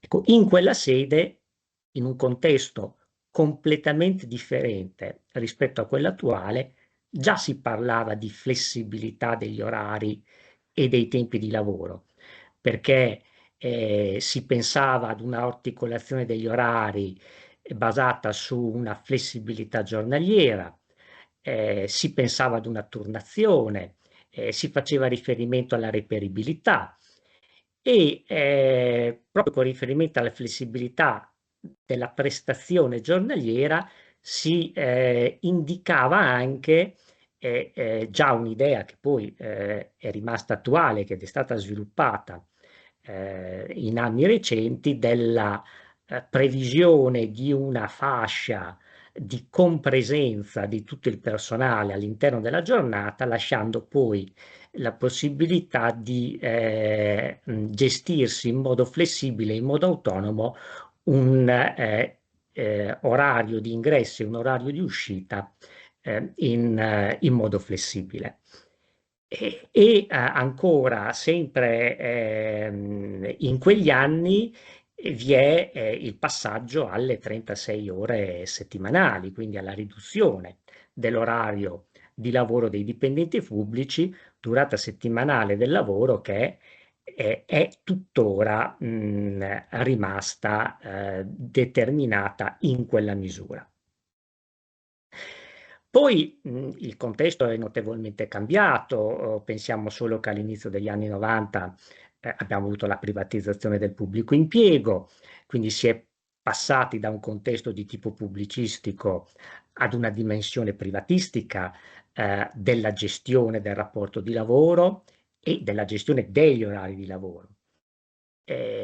Ma pur all'interno di questo differente contesto, se noi andiamo a leggere i contratti collettivi della prima e della seconda tornata contrattuale, quindi parliamo fine anni 90, inizio anni 2000, nelle norme dedicate agli orari ritroviamo più o meno le stesse previsioni che già avevamo visto nella legge quadro. Si continua a parlare di orario flessibile, di turnazioni, si parla di orario multiperiodale, si confermano le 36 ore settimanali, si pensa in alcuni casi particolari di poter arrivare anche ad una riduzione a 35 ore settimanali, e questa disciplina contrattuale degli orari di lavoro rimane poi sostanzialmente ferma per un lungo periodo di tempo.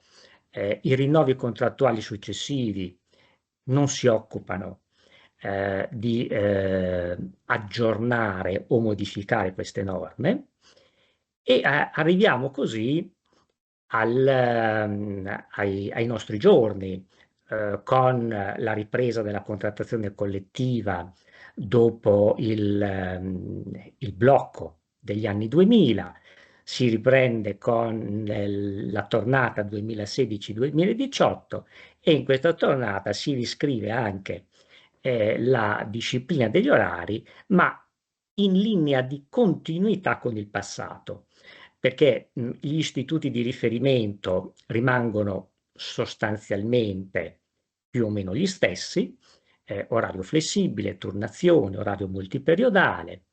Le ore di durata settimanale della prestazione rimangono sempre le nostre 36 ore e viene confermata anche la possibilità di arrivare alla riduzione a 35 ore in casi particolari. I contratti collettivi parlano di sistemi che comportano significative oscillazioni dell'orario individuale o una particolare gravosità del lavoro, ma si sottolinea anche che questa ulteriore riduzione si può attuare soltanto a costi invariati.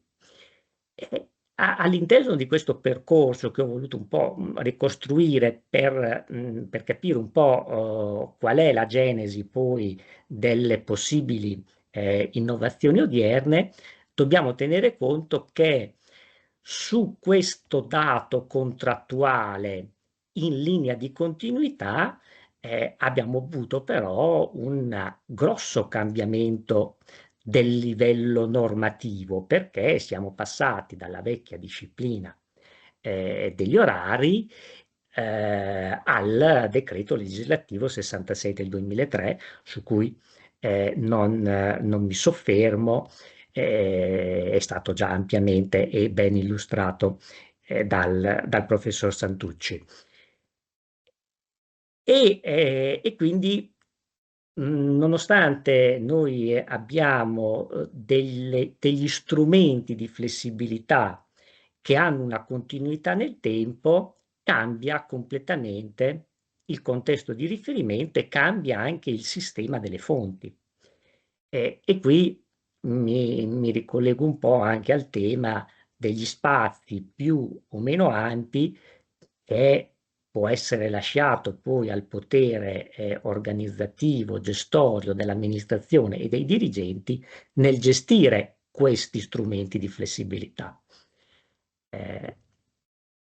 Ecco allora che anche sotto questo profilo il rapporto tra legge, contrattazione collettiva e spazi lasciati al potere dirigenziale ha un rilievo non indifferente nel poter poi verificare come la flessibilità che viene fornita in astratto dalla legge della contrattazione collettiva possa essere implementata in ambito organizzativo da parte della singola amministrazione.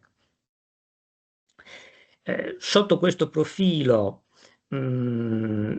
possiamo dire che abbiamo avuto un periodo, quello legato alla fase della prima privatizzazione e quindi dei contratti della prima e seconda tornata contrattuale, in cui si era fatta una scelta di coinvolgimento sindacale sia a livello di contrattazione nazionale sia a livello di contrattazione integrativa e quindi l'articolazione delle tipologie di orario di lavoro erano state inizialmente rimesse ai compiti dei contratti collettivi di secondo livello. Ora invece nell'assetto attuale delle fonti i contratti di comparto delle ultime tornate fanno una scelta diversa ed è una scelta che lascia ad un diverso coinvolgimento sindacale, quindi non negoziale ma solo di confronto sindacale, l'aspetto legato alla gestione dell'articolazione degli strumenti di flessibilità, limitando l'intervento della contrattazione di secondo livello solo ad alcuni aspetti specifici, che sono alcuni profili sul lavoro a turni, alla variazione del limite delle ore che possono confluire nella banca ora, o ad alcuni aspetti di gestione dell'orario multiperiodale o della media dell'orario massimo settimanale. Su questo tema possiamo aprire anche un breve confronto a livello europeo, perché le fonti che regolano gli orari e dunque anche la flessibilità degli orari a livello europeo sono differenziati. Si passa quindi da alcuni paesi, come ad esempio la Spagna, in cui la legge attribuisce alle singole amministrazioni la competenza a regolamentare l'orario generale e gli orari speciali, previa negoziazione con le organizzazioni sindacali. Il ruolo della contrattazione collettiva è centrale anche in paesi come l'Olanda, la Danimarca, la Finlandia. Differenti invece sono alcuni modelli come il modello francese e il modello belga, che invece è incentrato sul ruolo della disciplina legale. Ancora diverso è il modello tedesco, che si caratterizza anche per una duplice categoria di dipendenti pubblici, perché abbiamo dipendenti pubblici in regime di diritto pubblico, che sono i funzionari di ruolo, mentre invece altri dipendenti pubblici, gli impiegati contrattualizzati, sono in regime di diritto privato. Per i primi la gestione degli orari di lavoro è rimessa alla legge, per i secondi invece opera la contrattazione collettiva. Ecco, ricostruito un po' il quadro, dicevo, ci dobbiamo calare nella realtà attuale, e quindi di come interagisce la flessibilità di tempi e orari con la digitalizzazione e anche con la transizione ecologica. Sono due temi molto complessi, che hanno molteplici ripercussioni sull'organizzazione della pubblica amministrazione e sull'organizzazione del lavoro. Pensiamo soltanto alla digitalizzazione e all'impatto che ha sulla erogazione dei servizi, sulla organizzazione del lavoro, sulla interconnessione tra singoli lavoratori, tra uffici, tra pubbliche amministrazioni. Dall'altro lato, la transizione ecologica, anche se ha delle linee, delle tematiche che sono più ampie, ha comunque dei possibili effetti sulla gestione spazio-temporale del lavoro. Pensiamo alle forme di efficientamento energetico dell'organizzazione del lavoro.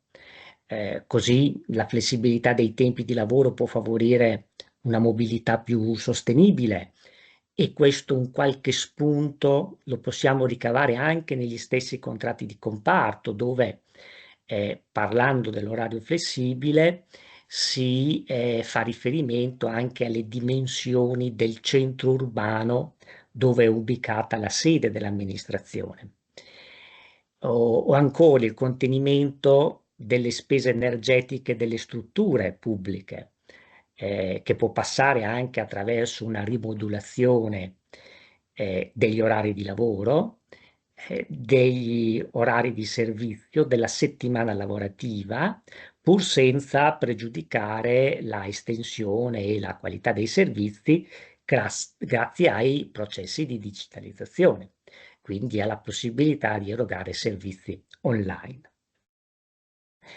Ecco, in questo contesto la flessibilità continua comunque a declinarsi in modo plurale, e cioè la flessibilità può rispondere tanto ad esigenze dell'amministrazione quanto ad esigenze del lavoratore. Ed è su questi due canali che possiamo andare ad analizzare quelli che sono i principali strumenti di flessibilità oggi utilizzabili nell'ambito del lavoro pubblico. Consideriamo che il riferimento alle esigenze dell'amministrazione, che si declina sostanzialmente in una migliore efficienza e produttività e in una più efficace erogazione dei servizi a favore dei cittadini, è rinvenibile già nella legge quadro del 1983 ed è ribadita in tutti i contratti collettivi.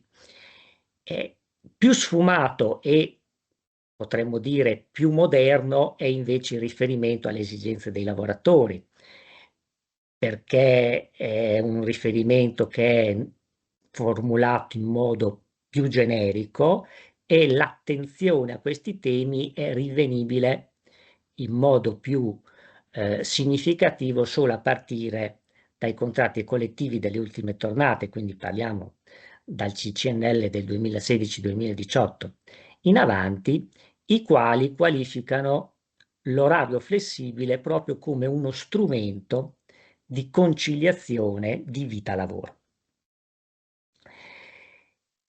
La flessibilità dunque è anche strumento di benessere organizzativo, perché favorisce quelle che è il contemperamento tra esigenze extralavorative, sociali, personali, familiari, con la prestazione lavorativa. Dicevo, strumenti di flessibilità utilizzabili. La flessibilità è legata soprattutto ad una flessibilizzazione dell'orario normale di lavoro, oggi definito in 36 ore settimanali.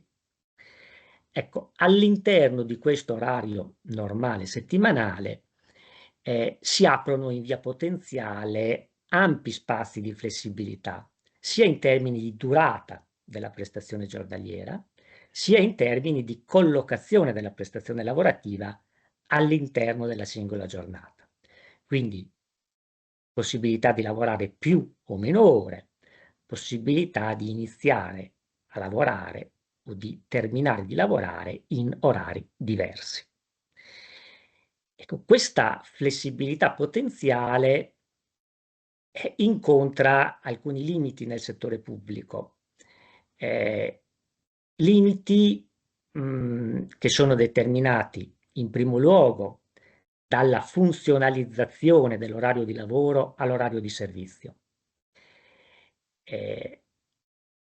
Il tempo di lavoro del dipendente pubblico, sia per quanto riguarda la durata, sia per quanto la collocazione, è conseguente alla scelta dell'orario di servizio. Altro tema è l'aspetto che, come diceva il professor Sentucci, abbiamo ancora, almeno formalmente in vigore, delle norme di legge, articolo 22 della legge 724 del 94, decreto legge 79 del 97, che definiscono un'articolazione settimanale su 5 giorni. All'epoca l'intervento era stato effettuato per ridurre la precedente articolazione in 6 giorni. Oggi questa previsione è una previsione che limita quelle che possono essere delle innovazioni o degli sviluppi futuri, e di questo ne abbiamo conferma nell'ultimo rinnovo contrattuale, dove si è introdotta in via sperimentale una cosiddetta settimana corta. Dico cosiddetta settimana corta perché in realtà prevede solo una riduzione dei giorni, ma non dell'orario settimanale. La intendiamo infatti come la possibilità di lavorare per 4 giorni alla settimana, ma anche per 9 giorni, per 9 ore giornaliere, senza quindi intaccare la durata settimanale delle 36 ore. Si è parlato in questo caso più che di settimana corta, di settimana compressa, perché appunto si incide solo sulla collocazione temporale, ma certamente questo è un esperimento che pone l'Italia tra i primi paesi in Europa a prevedere una riduzione dei giorni di lavoro settimanale. In Italia viene fatto per via di previsioni contrattuali collettive. Il riferimento europeo, il paese che da più tempo sperimenta questa soluzione, è il Belgio, dove noi abbiamo varie forme di settimana corta. Abbiamo una settimana lavorativa a tempo pieno su 4 giorni, che è sostanzialmente analoga a quella che in Italia hanno introdotto oggi i contratti collettivi. Quindi si lavora 4 giorni ad orario settimanale invariato. C'è la possibilità di abbinare la settimana corta ai lavori da remoto, agli orari flessibili. Vi è il divieto in Belgio di effettuare straordinari. L'accordo è di tipo individuale, quindi si concorda di svolgere questo tipo di orario con il proprio dirigente. Non vi è un diritto alla settimana corta, ma comunque il rifiuto deve essere motivato. La possibilità temporale dura non meno di 3 mesi e non più di 6 mesi, e questo periodo può anche essere rinnovato. Se invece pensiamo a settimane corte in cui riduciamo i giorni, ma riduciamo anche l'orario settimanale, allora in questo caso, altra soluzione presente sempre nella legislazione belga, avremo sì una riduzione di orario settimanale, ma abbiamo anche una riduzione corrispondente della retribuzione, a cui si aggiunge, con un'opzione che può essere effettuata dal legislatore, la scelta o meno di ricevere un bonus aggiuntivo in termini economici, ma nel caso di scelta di questa settimana di 4 giorni con bonus, il periodo di utilizzabilità di questa forma flessibile non può superare comunque i 24 mesi, quindi i 2 anni, e su tutta la vita lavorativa non si può andare oltre i 60 mesi.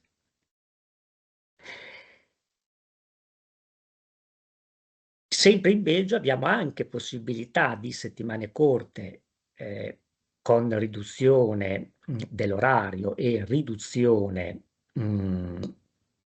conseguente del trattamento retributivo anche per i lavoratori over 50 o over 55, e il vantaggio in questo caso per queste fasce di lavoratori è che possono utilizzare questa forma flessibile fino alla pensione, quindi senza limitazioni di durata temporale. Ecco, per quanto riguarda l'articolazione dell'orario,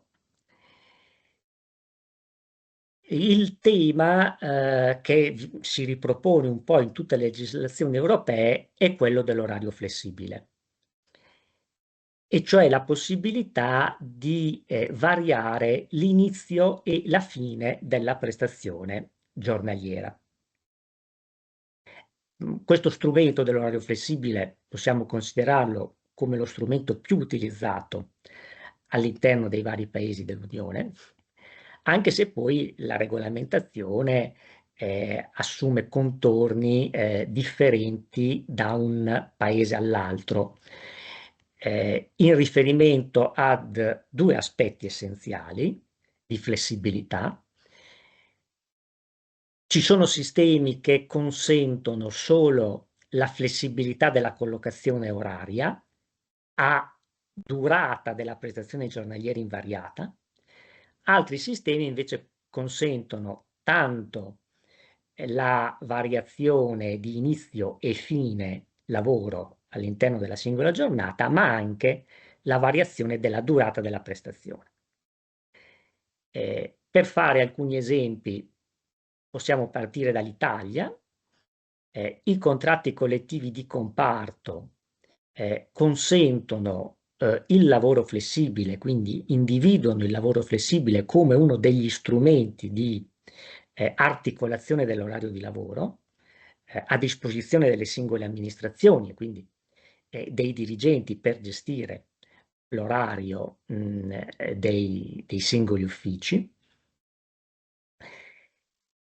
Se leggiamo la normativa dei nostri contratti collettivi di comparto, questa flessibilità è limitata all'inizio e alla durata, scusate, all'inizio e alla fine della durata della prestazione.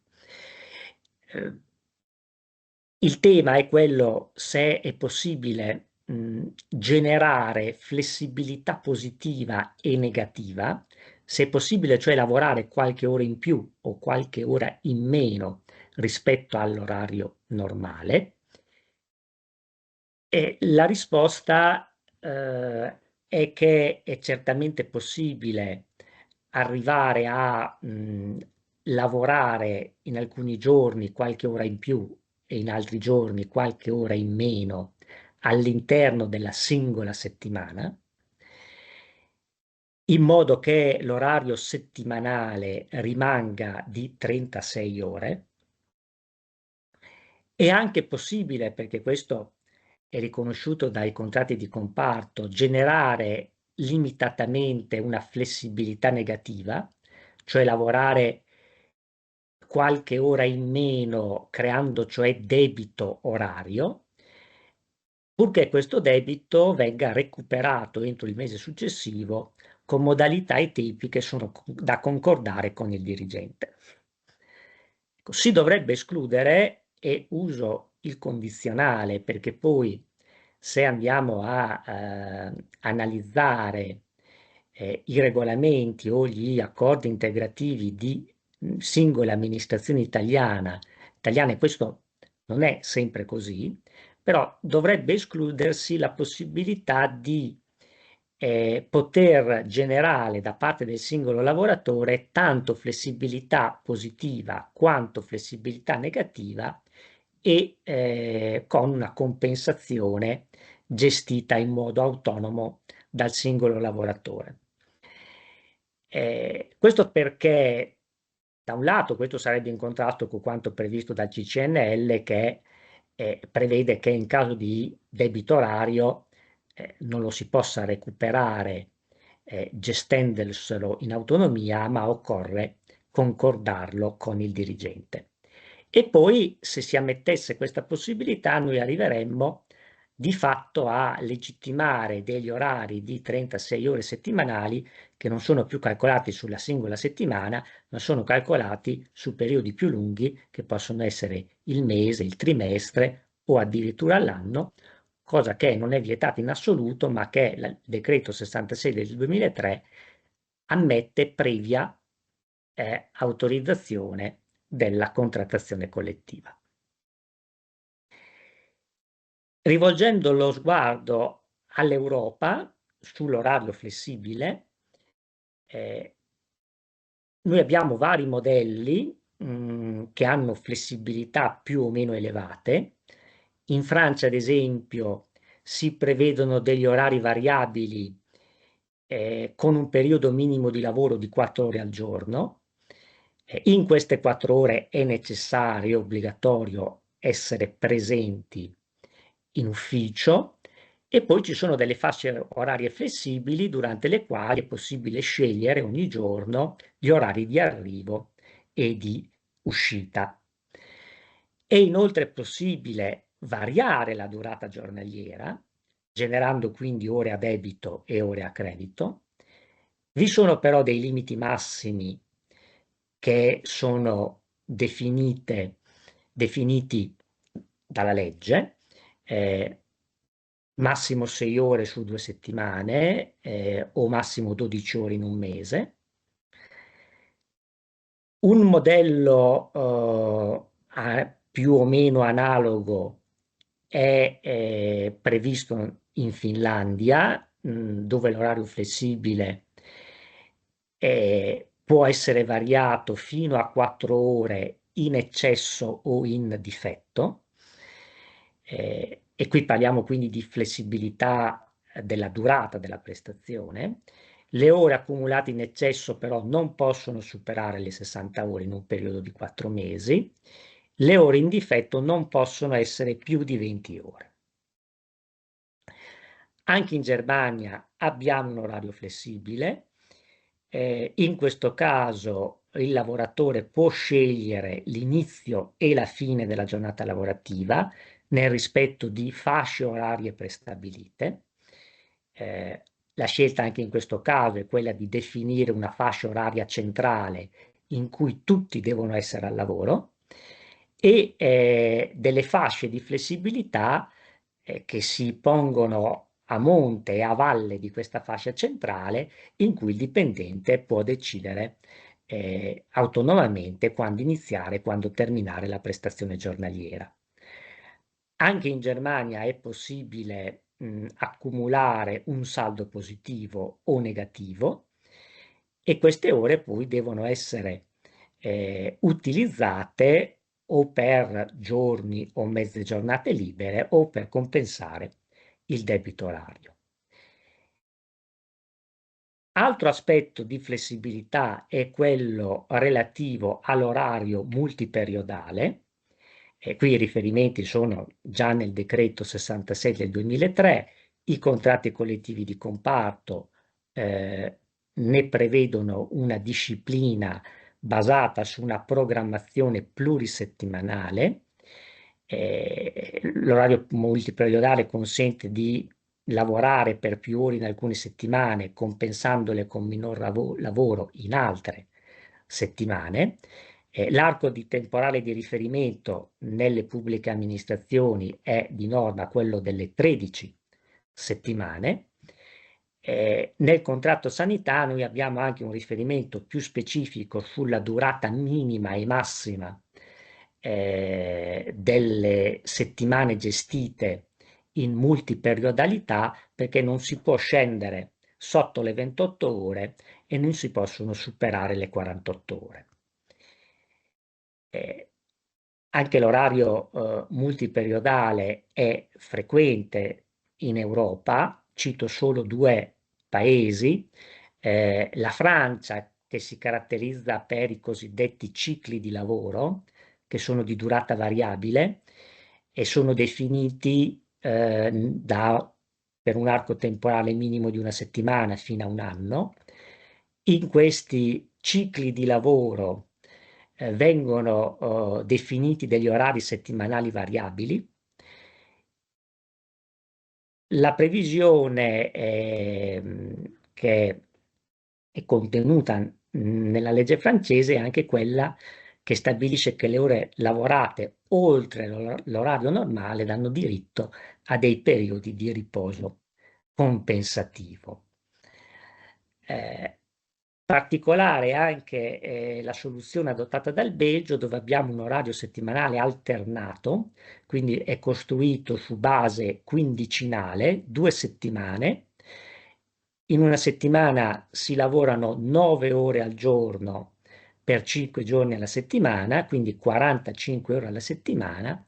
Nell'altra settimana si recuperano queste ore in più per arrivare ad una media quindicinale delle 38 ore che in Belgio è la durata settimanale normale.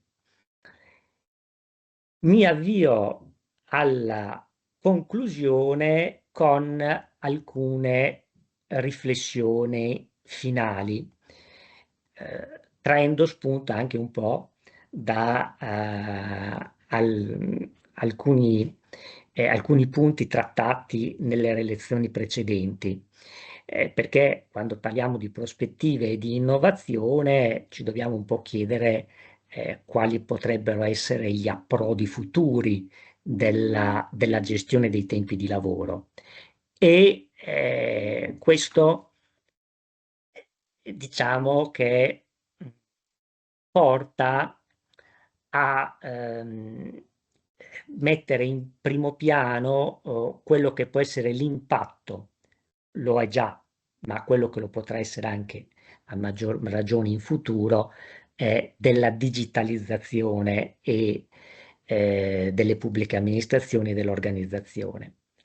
Perché la digitalizzazione, e penso che lo possiamo sperimentare anche personalmente, pone il rischio di una invasione del tempo di non lavoro. Quindi al di là di quella che può essere la regolamentazione degli orari, più o meno flessibili, il vero rischio è quello di dovere o comunque essere in qualche modo portati a continuare a lavorare anche oltre l'orario di lavoro, rigido o flessibile che sia. E allora, sotto questo aspetto, assume un'importanza centrale il tema della disconnessione, che credo non possa essere limitato soltanto allo smart working, al lavoro da remoto, ma debba essere estesa a qualsiasi tipologia di lavoro, perché ormai anche chi non lavora in modo digitale, ma ha semplicemente uno smartphone e un collegamento alla posta elettronica, è esposto al rischio di dover lavorare 24 ore su 24. Lo dico perché a me a volte capita di rispondere a mail anche in orari improbabili. E, e allora forse il tema degli orari è il tema di tutela dei diritti dei lavoratori e del diritto soprattutto alla salute, ai diritti sociali e al cosiddetto benessere del lavoro. Io mi fermo qua perché vedo già il professor Boscati che incombe e quindi gli lascio la parola. Grazie professore Notte, ma io ho semplicemente due parole di chiusura perché sono state 4 relazioni molto, come dire, molto piene, dove diventerebbe difficile anche fare qualsiasi sintesi. Semplicemente vuol dire per flash, cioè sicuramente il tema delle fonti è un tema che rimane centrale, legge e contrattazione collettiva in una prospettiva individuale e collettivo, dove il collettivo non è soltanto collettivo nel senso di sindacale, ma è un collettivo nel senso di interesse pubblico e quindi come contemperare questi vari piani. E questo sicuramente, come dire, è la grande sfida, che come già ricordato il professor Santucci, lo ricaviamo dai principi generali del 165. È un aspetto sicuramente molto importante. E tutti i relatori hanno ricordato l'articolazione su 4 giorni, sicuramente importante, su base volontaria ma importante, in qualche misura scardina anche quello che la 724 aveva sancito come principio.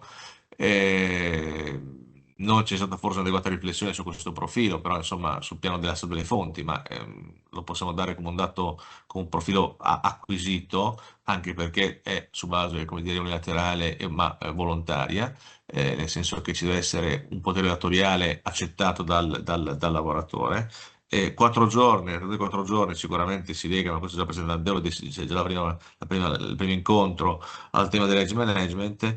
E poi sicuramente è emerso il tema dello straordinario, questo istituto che pone tante problematiche sotto un profilo retributivo, ma anche sotto un profilo compensativo. Anche da ultimo il professore Notte ci ha spiegato come sono le varie esperienze e come professore Riccardi prima e il professore Tampieri poi ci hanno parlato di questo passaggio dal tempo al rendimento, che rappresenta un aspetto sicuramente centrale, dove anche, e qua veramente chiudo, c'è il tema della prospettiva di genere che non è irrilevante, cioè nel senso che l'articolazione oraria può essere strumento di conciliazione, ma non solo, ma più in generale come cosa che può essere la notte di benessere organizzativo.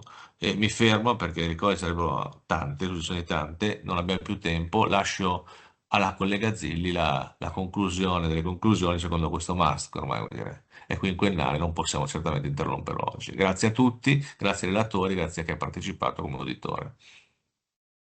Grazie al professor Boscati e ai nostri relatori di oggi, numerosi, preparatissimi, pronti a scrivere pagine e pagine per i volumi clip dell'anno prossimo. Grazie per questo denso pomeriggio. Riemergo solo per ricordare a tutti che ci vediamo dopo le vacanze Natale a gennaio da Cassino con la seconda parte dei nostri seminari clip. Parleremo di lavoro a tempo parziale, che mi sembra la continuazione perfetta dei ragionamenti di oggi. Grazie, con grande anticipo, auguri per le festività, ma da qui a Natale possiamo rivederci i video di clip delle annate precedenti, che ormai sono tante, e già di questa. Grazie, buona serata a tutte e a tutti.